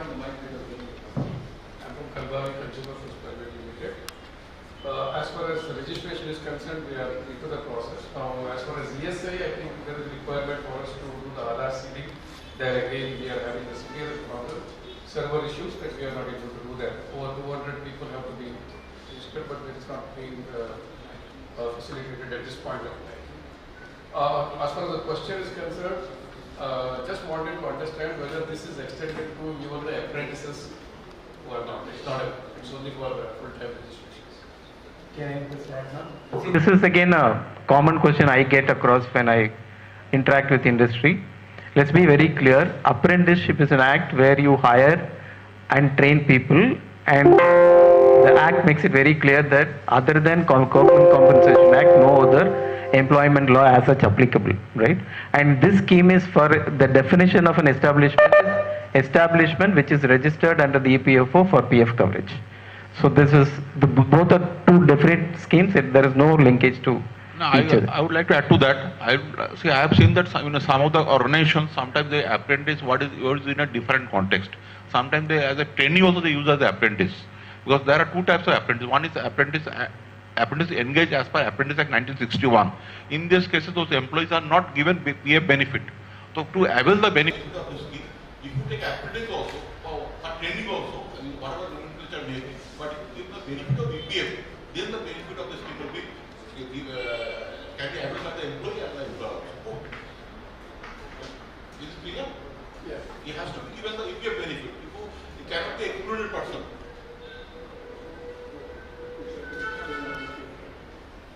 The Apprentice Act 1961 says that the benefit of EPF is not mandatory to be applied on that particular employee. So what you are necessarily saying is an apprentice should be registered under EPF. Yeah, it has to be become an EPF member. Then you will get the benefit of the scheme.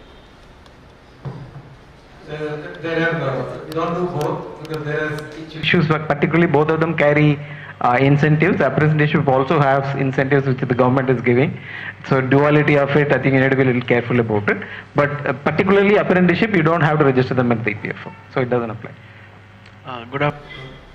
I'm from the Kasturi group of companies. We are in the manufacturing space. And we have various employees covered both on the side. We are in the process of expansion. We are adding some businesses. Is there a limit to how many new, while the baseline is set, is there a limit to how many new employees can be covered under the scheme? The scheme is very simple enough. See, what if the baseline is below 50, you have to engage 2 additional employees to get the benefit. If you take 10 employees also additional, so 10 employees the benefit will get for 10 employees. The reason I asked is like, see, currently because our manufacturing footprint is low, so let's say We have 20 employees, let's say I have 50 employees who are currently covered in my baseline. Yeah. And let's say I'm going to add another 50. So will all of them be covered? I'm answering to that. The thing is that students is now the other future scheme will launch. The previous will come, the average, whatever the average would be, from that additional employment has to be included. I'll answer you. There is no upper limit. As long as you are above the baseline and you are maintaining the threshold, and you are maintaining the threshold, for 6 months at a time, there is no upper limit. Thank you. May I just add to that, ma'am? Basically, see, you need to be very clear as to, as an employer, how you get eligible for it, right? So the first and foremost is the last 6 months, last 12 months ECR. When I say last 12 months, for the month from August 2024 to July 2025, you would have filed ECRs, and that ECR will reflect a certain number for every month. All that will be added and divided by 12. That's the average. That's your baseline. From that baseline, you need to add. How much you need to add to get incentive? If your baseline is less than 50, right, then you need to add 2 additional new employees. New in the sense, even rejoinees, as far as employer is allowed, you will be eligible for incentive. So you need to maintain this baseline through 6 months, and those employees whom you have added should continue to work with you for minimum 6 months for you to get the benefit. So your baseline is above 50, then you need to maintain 55 and above to continue to get the benefit. So that you need to be very clear about. That's what will, that calculation, you don't have to do this calculation, all of this at all. This will all be done at the back end based on the ECRs you file every month.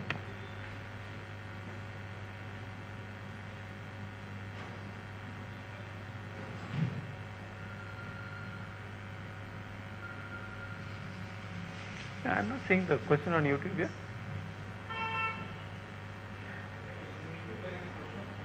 No. In WebEx is there? Untu.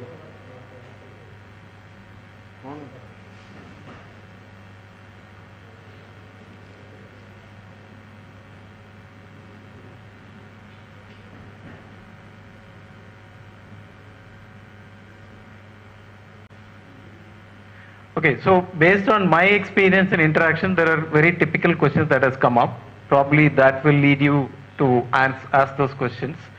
So one is about, just now we answered as to whether, how do I get the benefit? So that, I hope you are all clear about that calculation based on which you will get additional input, right? And how will this be calculated is also an important aspect you need to be aware. So as I rightly said, it is all done at the back end. All that you need to do is file your ECRs correctly and update it. So there one question you can come up with is, okay, last 1 month when we filed the ECR, we made a mistake. Can I correct it? We all know there is a possibility to file a revised ECR, right? But that you want to be eligible, that to be calculated within your, added to your baseline, and based on that you are this thing to be done, you need to file that ECR within the 6 months from 1st August. So that will also be taken into account while calculating the baseline for you, right? So it's not that you missed and then you wanted to add all of that, you can, it's possible, but you have a time limit of 6 months. This is one that you need to be clear. How many of you are exempt organizations here where you are running a trust? Hello, myself is Harish Kotare, Accounts Officer, KSRTC. We are having exempted organization. So we already enrolled, but pending, it's approval pending at bank level. And employees are facing some problems in Umang Gap. While face authentication, the technical, it shows technical errors. And if you stream on it, it will not register. So there is a problem we are facing. So before we come to the question, on exempt trust, when your eligibility will again baseline will depend on the exact numbers. If normally exempt trust file ECRs only for whom they pay EPS. Yes. Right? But for the benefit is not only for those employees whom you pay EPS. So all our employees covered under EPS because we restrict up to 15,000 and we will remit the EPS of all the employees. In my division, we are having almost with the both division, Puttur and Mangaluru, both we are having total 4,000 employees. And this month itself, we have already recruited 400, so that we we are in the process of registering. Yeah, the point I'm making is, if you are as an exempt trust, if you are not filing ECRs for all your employees, please go ahead and do that quickly from August 24 to July 25. Yeah, so that we are filing our just in larger context. Okay, and that is important for exempt trusts. So exempt trusts are also eligible for this benefit. The employees joining exempt trusts are also eligible for benefit, irrespective of the whether they are covered under EPS or not. So that you need to be aware. That's why I think. Yes, yes. Thank you. So the other question he had was experience one. He said was when he is trying to register, there is a time it is taking to get the PAN link to your bank account. The other slight delay that might happen is linking your GSTN. Why is GSTN important to be linked? Because the manufacturer, whether you are a manufacturing employer, therefore you are eligible for 4 years benefit, not the 2 years benefit, is determined by your GSTN registration. So that linkage also will, we have been hearing experiences, which takes time, but I think it is happening faster now, but I just wanted you to be aware of that.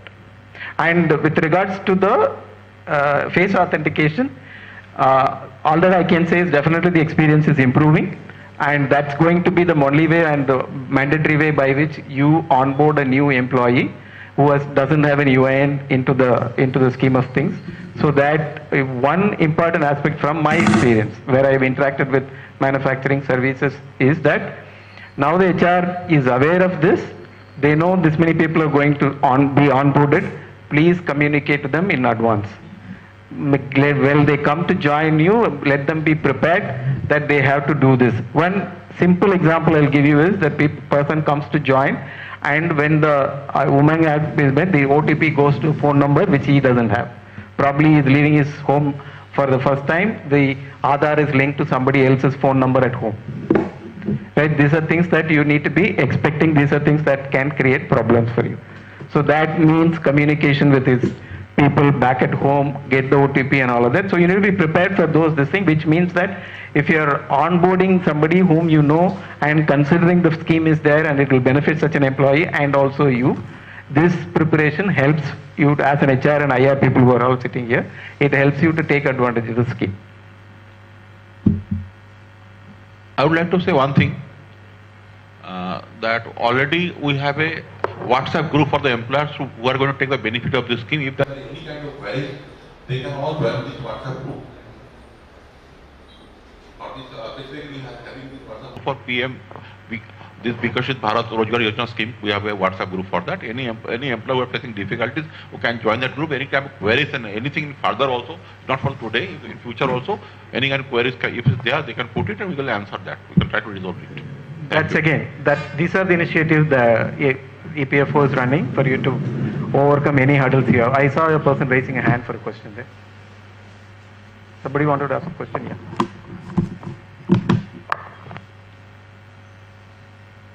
Okay. Yeah, please. This scheme is only for fresh.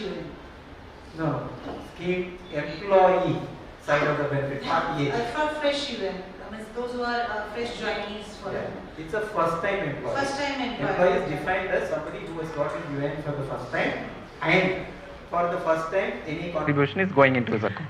To that UN only. To that. There are some staffs who are having UN earlier, which was not Aadhaar link. Maybe they worked in 2014-16 in the year, and they left India, they have gone to abroad, came back. That time UN was there, which was not Aadhaar link. There is no possibility for us to check whether that UN is available or not. So what we are doing, we are generating fresh UN for them through Umang app. So what about those UNs? My sense is, leave this thing. If you already have a UN, and then it will at the back end will be able to find out, and then it may not be the first time event, particularly if any contribution has already gone in. Because last time PMVBRY when got introduced, we have generated 2-3 new UNs. Later we came to know those staffs are having UN earlier, which was not Aadhaar linked. You should not say the UNs are all backed by Aadhaar. Okay. And the UNs are supposed to be unique account numbers, right? So somebody for whom you know you have already taken out a UAN earlier, you should not be. No, sometimes staff doesn't disclose, ma'am, and No, for us that's also. fine. So if they do not, then it will be picked up at the Aadhaar level that this person has multiple UANs, and those people will be disqualified. Okay. For employer, Anything? Employer also, for those you will not get any incentives. And you should ask them whether there is a previous UAN issued to them and not count them under the new. Because sometimes they don't disclose. After 3-4 months we come to know. So that's a issue. Yeah.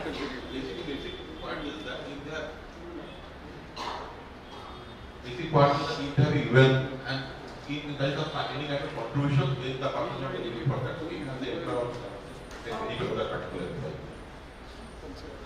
Ma'am, in such cases what you do is, as per para 34 of the scheme, there is a provision of Form 11 where the employee is supposed to give a signed declaration Signed of declaration. his employment. So insist for that so that tomorrow if anything goes wrong, so you will be safe. Yeah, we have having Form 11. It will not come on you, it will come on those. So just take care of it.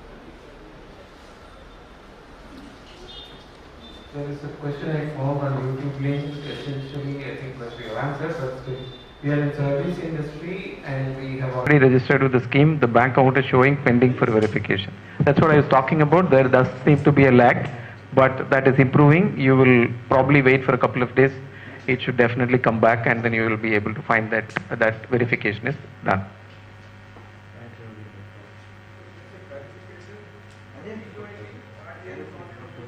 Yes, correct.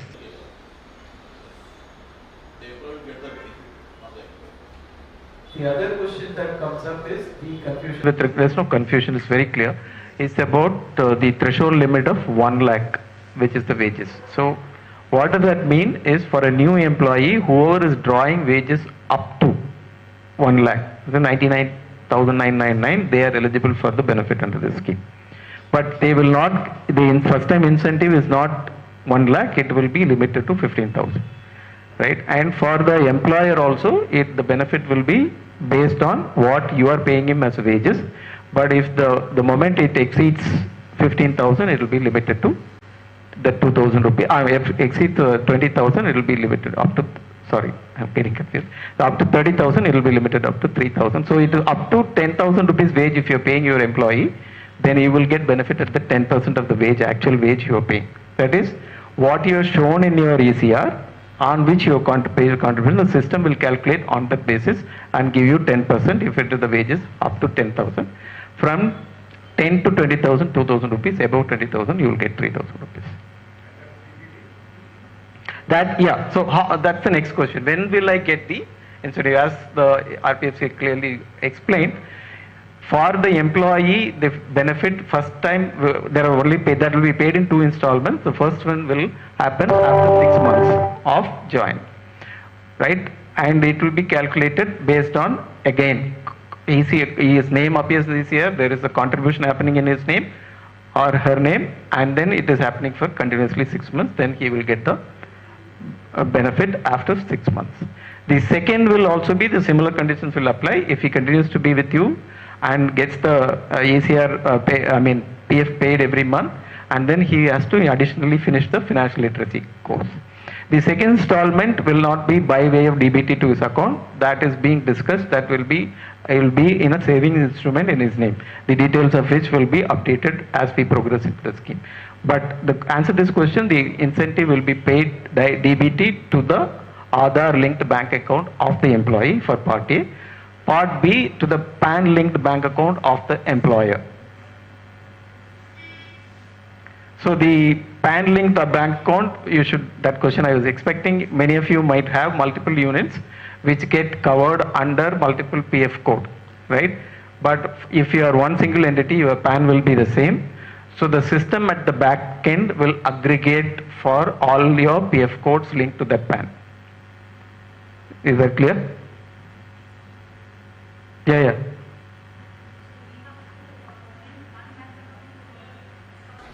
Yeah.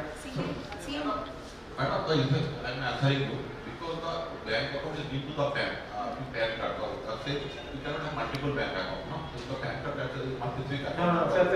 Multiple bank accounts are linked with the bank. With the bank, okay. Yeah, all the institutions are having different bank accounts. With a single PAN only it is linked. So you need to, if you have seen the registration page, that as per your PAN number and also the bank account number, whatever bank account number you give it there, that's where the incentive will be made. And also your baseline, everything will be calculated at the aggregate level for that bank. Is that clear?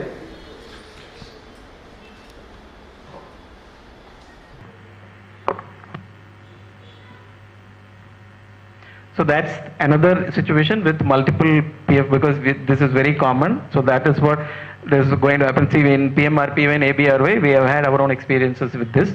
So that's the learning which has been incorporated into it. It will be PAN and the PAN linked to, if all your PF codes are linked to will be linked to the same PAN.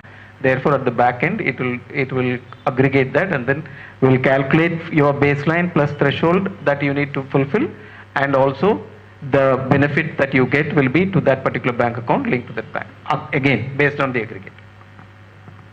Can I ask you, how many of you are representing HR department of your organization? Can I have some show of hands? Alright. And how many of you have an increasing trend of employment generation? So I see the hands that have gone up were not the hands that had gone up earlier. So you are not the HR representatives of your organization. The two hands that went up now.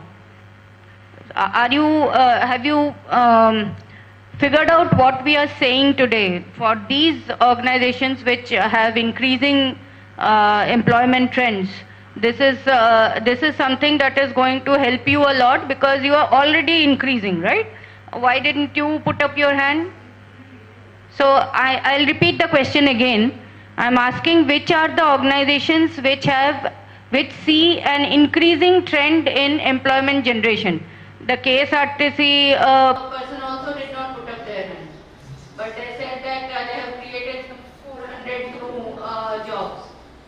So all those people who have put up their hands now, have you figured out that this is going to help you? Yeah. So those in those organizations, you have not yet registered your organization for this the part B of the scheme. Wanted to know why. Is it because you did not know, or are you in the process? Can one of you tell me why you have not registered? Okay. So, especially for those, these organizations, is part B clear to you now? Yes, now it is clear. No, I want to hear from the ones who have put up their hands and have not, till now you have not registered. Is something still unclear? We also have a facilitation desk here. We have shown you a video. Very simple information is required. We also have a facilitation desk here. If there is something more that you need to understand, please go to that desk. Yeah? You wanted to say something? Nothing. Already lack of knowledge.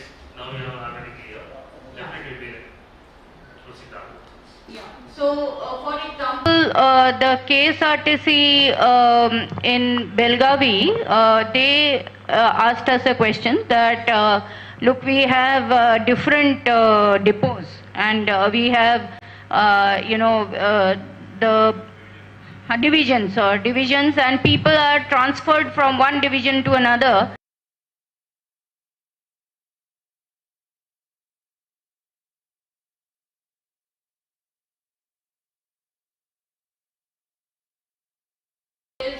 Transferred from one division to another, will that be a problem? So I think Dr. Damodaran can take that as a question and answer.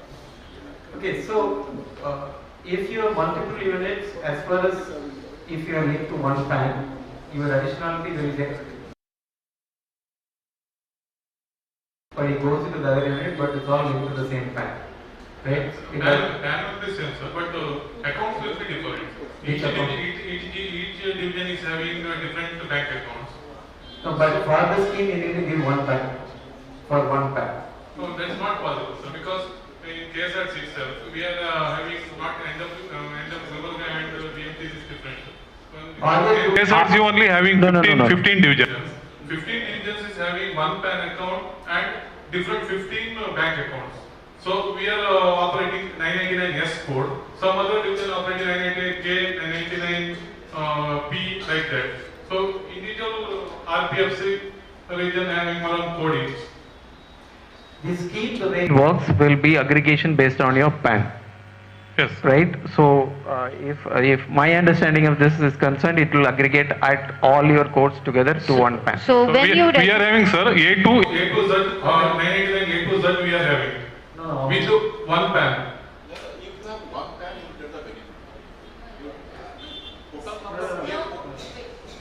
What you will have to do for this scheme, getting benefit under this scheme, when you register as an employer, against that PAN, you will have to declare one bank account. You may have many PF accounts, right? But you will have to declare one bank account which will be linked to that PAN, and any of the benefits that are accrued under that PAN will be taken as one establishment. So you will get the benefit at the aggregate level. Each depot will not be getting the benefit. It will be on an overall. It actually works to your benefit. Yeah. So for all those units, if anyone gets transferred from one unit to another, or their whatever aggregate number of hirings are happening, your threshold will always be lower, much lower than what you are doing. No, madam. We are emitting 999S Mangaluru code. So we are having only 2,000 plus 4,000 employees. But other divisions is having more than 2,000 or 4,000 employees. Threshold will be of our division 999S only 2,000. No. So that's what you need to understand. So you have, let's say, A to Z, you have so many subcodes. I mean, PF registration, but all at the end of the day, KSRT is one single entity. Yes. And it has one PAN number. Yes. Correct. So when you have you registered for the scheme? Registered for the scheme? Yes. Just we are registering, but we have given our local bank account. So that is also linked with same PAN number. That's what. So each division bank accounts. See, whichever way you are registered, to my understanding of the back end, it will again take the PAN and one bank account. And for that PAN, it will calculate the PF, your baseline across all the codes linked to that PAN. Then it's okay. So you will not get the benefit per depot, but you will get the benefit at KSRT. As a corporation, we will. There is one question on the YouTube which is about smartphone is mandatory or not. This again from your own community, we have come across events that you have conducted. What we have realized that the employee who comes to you need not have a smartphone. The HR, if he has a smartphone, they can use it and do all this process to get the FAT authorized. So that's a hint for you. So if you all have that problem, you can actually do this. And this I practically seen it also in some of the units where I have gone along with EPFO officers to see how this is working. And that is one method that they use. Okay, sorry, I interrupted a question, I think.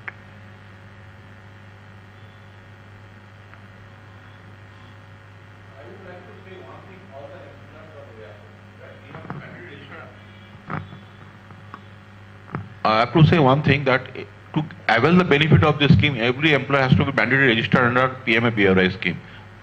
That I have already explained in the PPTP. We have a counter outside also, where if anyone wants to get registered, they will register it there itself. We have another counter for generating UN number, and also there is a counter for feedback section also. So any employee who requires any kind of help registering, they can come, and our person will help that employer to get it registered today itself, just now. Or if you want to know, that was the demonstration will also can be done there.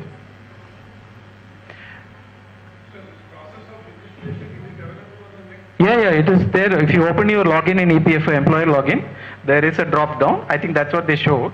You just click it, then you can register it. It's very simple. It asks for some 4 information, your PAN number, the bank account to which you want, and then your GSTN registration. That's important for manufacturing, so you need to give that. See, there is another question which comes up about contractors and principal employers. How many of you employ contractors? Don't tell. That's not really okay. You have any questions with regard to contractors and disability to get the benefit?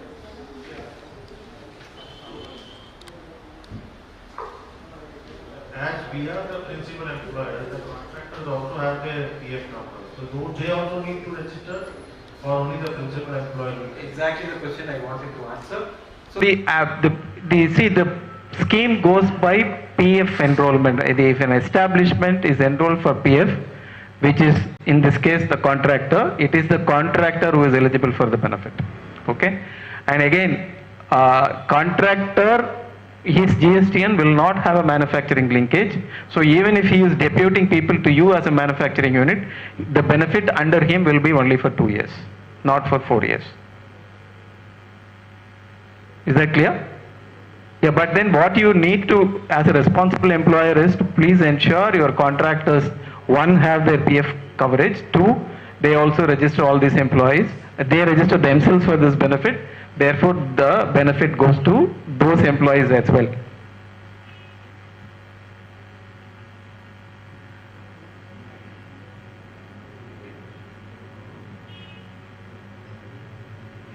The other, there are quite, I think you have to really read the scheme.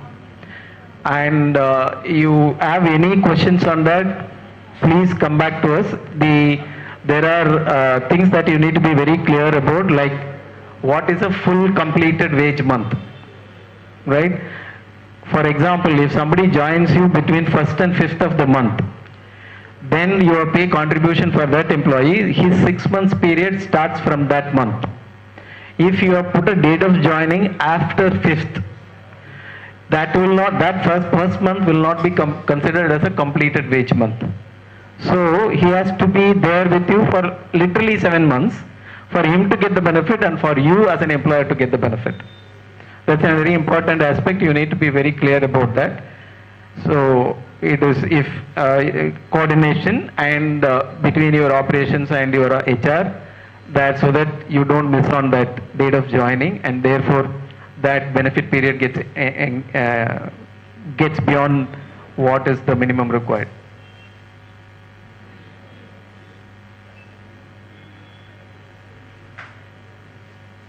How many of you from seasonal employment? No? I wouldn't throw this. Okay. Nobody from seasonal. Yeah. No sugar industry in this region? So one question always comes from the fact that seasonal employment, they cannot fulfill 6 months and 12 months. So for eligibility, they have to be on your roll for 12 months. But contribution as such for seasonal industries is enough for 6 months. So that you need to understand.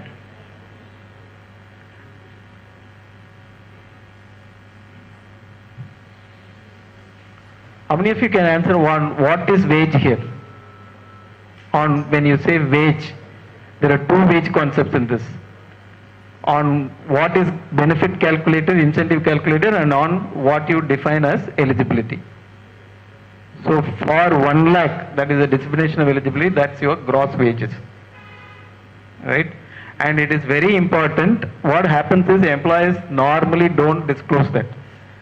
If for organizations which pay contribution on 15,000, not above or not actual basic, they normally go and disclose in the gross wages column just the 15,000. Don't do that, because that will be misinformation, and then calculation of incentive can be it will not be the right one to do. So you need to actually report, like you do in ESIC, the complete wages in that column. right? That's very important going forward. If you don't do that, that can lead to kind of issues, because obviously the system looks at and then all the employees are drawing only 15,000, itself will raise issues, and then you might have queries coming towards you. So it's better to, this is because then you need to ensure as employers the right person gets the benefit, and also as employers you also get the benefit only for those people who are entitled to.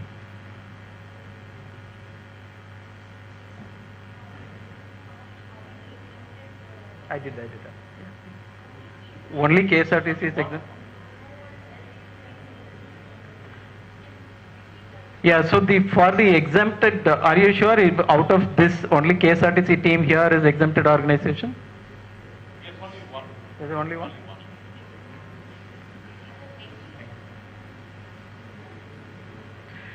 Any of you who are not registered but you are kind of on the borderline between becoming PF coverable?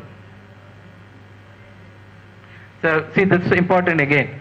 The criteria for people who are already not registered, but then let's say you are coverable and during the scheme period, which is what? 1st August 2025 to 31st July 2027. Let us say you become coverable and then you apply for it, and then your baseline from the month you start contributing will be 20. After that, every month your additionality will be calculated, and both the person who is newly joining to such establishment and the establishment will get benefit as per the scheme from the date they get themselves registered. But if you take a voluntary coverage and for people less than 20, you are not eligible. But is there anyone who is already covered but with less than 20 in number?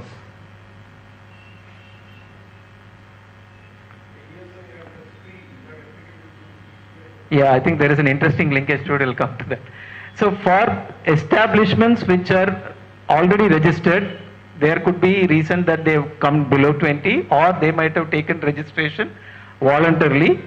For if they are already registered as on 1/8/2025, then the baseline will be the average as we already discussed, right? And if that baseline is irrespective of whether 50 or 20, if it is less than 50, you will get the benefit. But new establishment registering after the scheme start, the baseline will always be 20. Yeah, there is a question about spree. There is an interesting question. So if we bring them to PF, I use the word bring them very deliberately, PF, and of course it will be eligible. So there is a question that comes up, because then they have to be coverable for ESIC also on almost all cases. So that's where spree helps.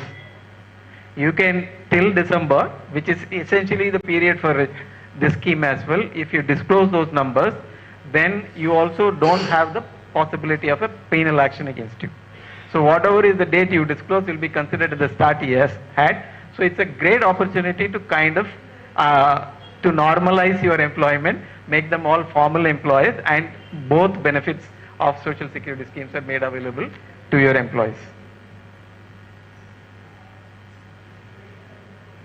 That's an opportunity not only for somebody who is not registered in ESIC who wants to register now, but also for employers who, for whatever reason, have not disclosed some employees who are coverable under ESIC to cover them. Then you get the additional benefit of the VBRY as well. May I ask how many of you are principal employers here? Show of hands. Principal employers? Okay, quite. And how many are contractual employers who are working for others, who are manpower sourcing agencies?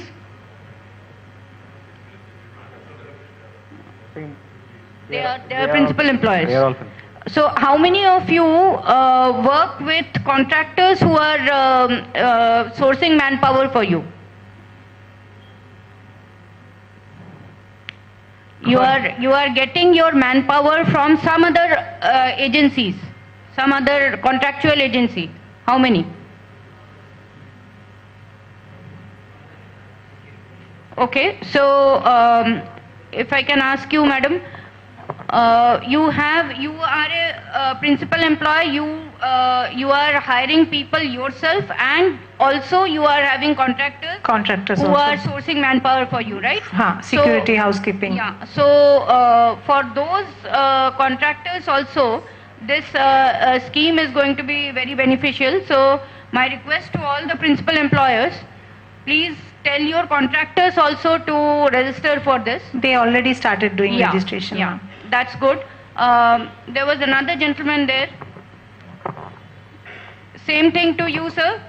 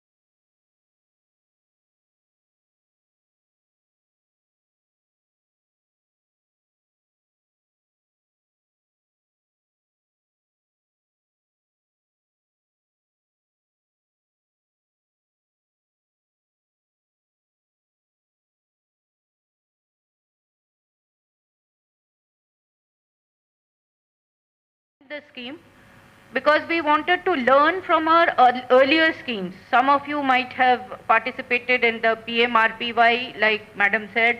Some of you might have participated in ABRY. And we tried to learn from those schemes and see that we designed the scheme in such a way that it is very easy for the employers to avail of this, and there is no extra compliance burdens that are created.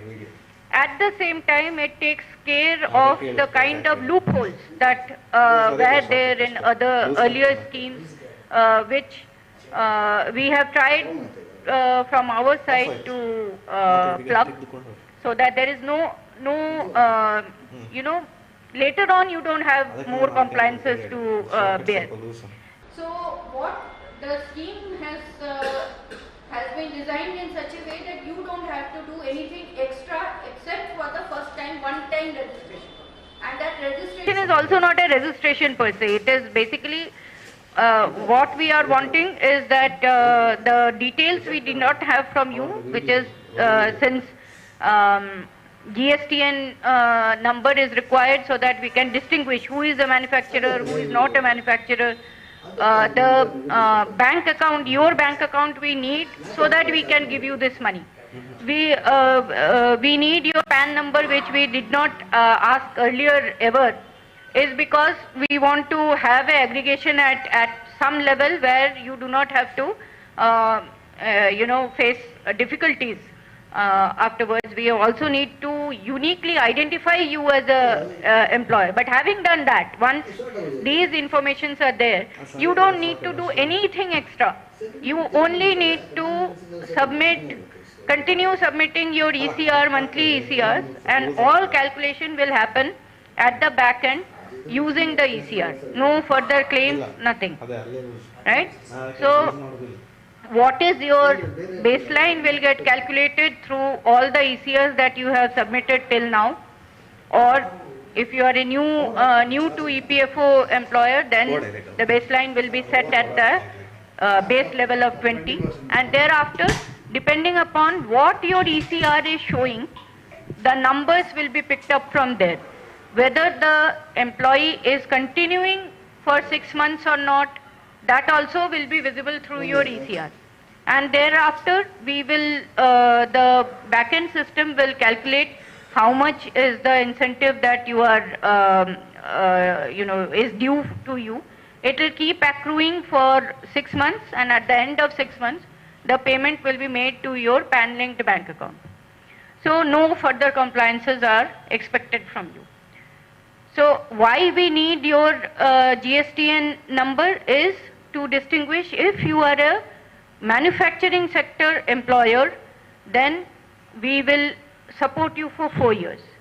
If you are any other sector employer, then the benefit will come to you for 2 years.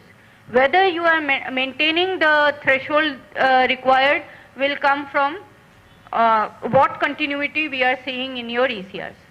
So we have tried to see that there are no extra burden on you.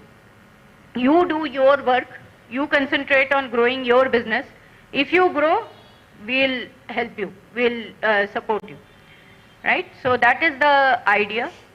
However, we understand that there will be issues, there will be questions that you will have, there will be glitches from time to time, and that is why I would request that today all those people who have registered here and otherwise also all the large employers and whoever gets added to the EPFO family, each of the regions, each of the zones, you should maintain a WhatsApp group and have the HRs of the various employers in that group, so that it is a discussion forum for all of you. You can also get a lot of questions answered through talking to each other, and EPFO of course will be there to answer the issues. We will also get a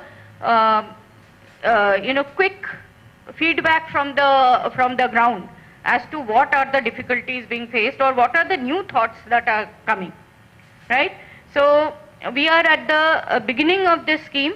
The scheme has been launched last month, and I would request all of you to register quickly so that from your benefits start accruing immediately, and in the next 6 months you are eligible for your incentive payments, right? So I think we have tried to answer the questions that came from you. We have also prompted some questions from our side. Keep this interaction going. If you have other questions, you please use the WhatsApp forum and also your regular forum to throw them to EPFO and get the answers. And in the end, I wish all of you all the best. As the nodal officer for Karnataka, I will be very happy to see that this becomes the state that takes the maximum advantage of this incentive scheme. Government of India is there to help you. If you come forward, if you take benefit of the scheme, then probably Karnataka may be the first or the second in the country, and hopefully you will make the best use of it. Thank you.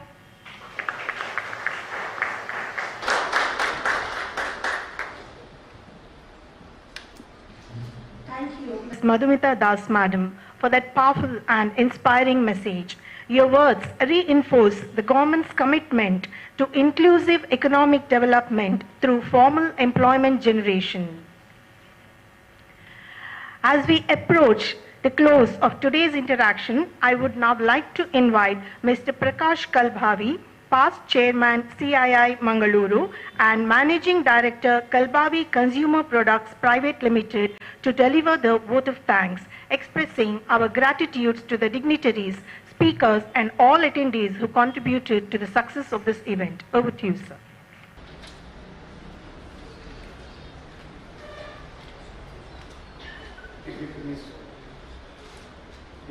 On the dais, all the participants for this program, it's my privilege to deliver the vote of thanks for this industry interaction of the Pradhan Mantri Viksit Bharat Rozgar Yojana. There are so many schemes that the government rolls out, and at the end of the day, how it is implemented is what that really matters. And the passion with which, the commitment and the passion with which the officials of the EPFO and the ESIC and the government is working, coming to our doorsteps and explaining these things. We are the beneficiaries, employers, employees, and the way they are pushing the scheme through to make us, help us all into this Viksit Bharat Rozgar Yojana, I think it's something that we really appreciate. And first and foremost, I extend our deepest gratitude to our chief guest, Ms. Madhumita Das, Additional Secretary and Financial Advisor, Ministry of Labour and Employment, Government of India, for a gracious presence and for sharing the government's vision with us. Your guidance and perspectives will truly inspire industries in this region to actively embrace and benefit from this transformative initiative. Thank you very much. I also extend my gratitude to Ms. Anita Sinha Dikshit, Additional CPFC Headquarters, Mangaluru, and Mr. Arif Lohini, Additional CPFC Karnataka and Goa, for their presence and encouragement. Our heartfelt thanks to Mr.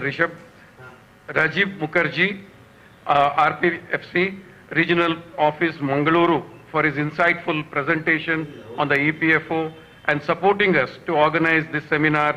And sir, thank you very much for the efforts that were put in. Mr. Vijayanand, Joint Director, ESIC, Mangaluru, for sharing the ESIC's role in strengthening the social security for the employees, explaining that spree schemes that are coming out. Your contributions have brought great clarity in the implementation of the framework of PMVBRY scheme.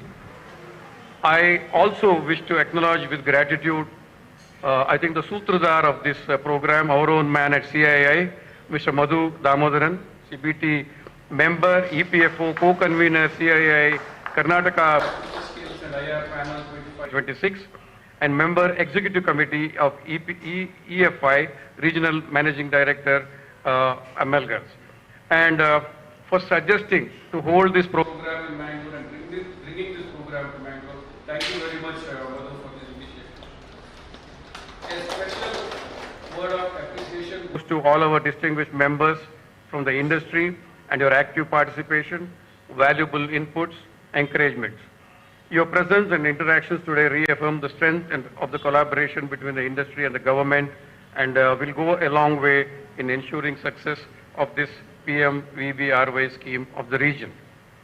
I also thank all the officials of the EPFO organization, ESIC. I also see the labor union here, so thank them also, and all you participants, the HRs from various industry and institutions who have come here in big numbers. Thank you, one and all.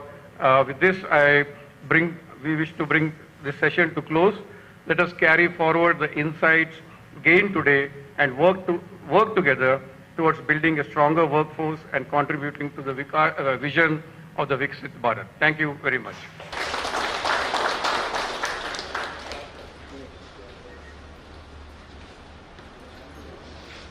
Mr. All to have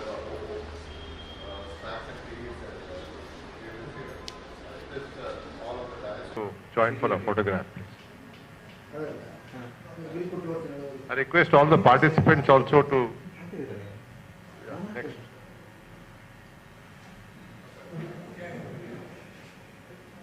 Good.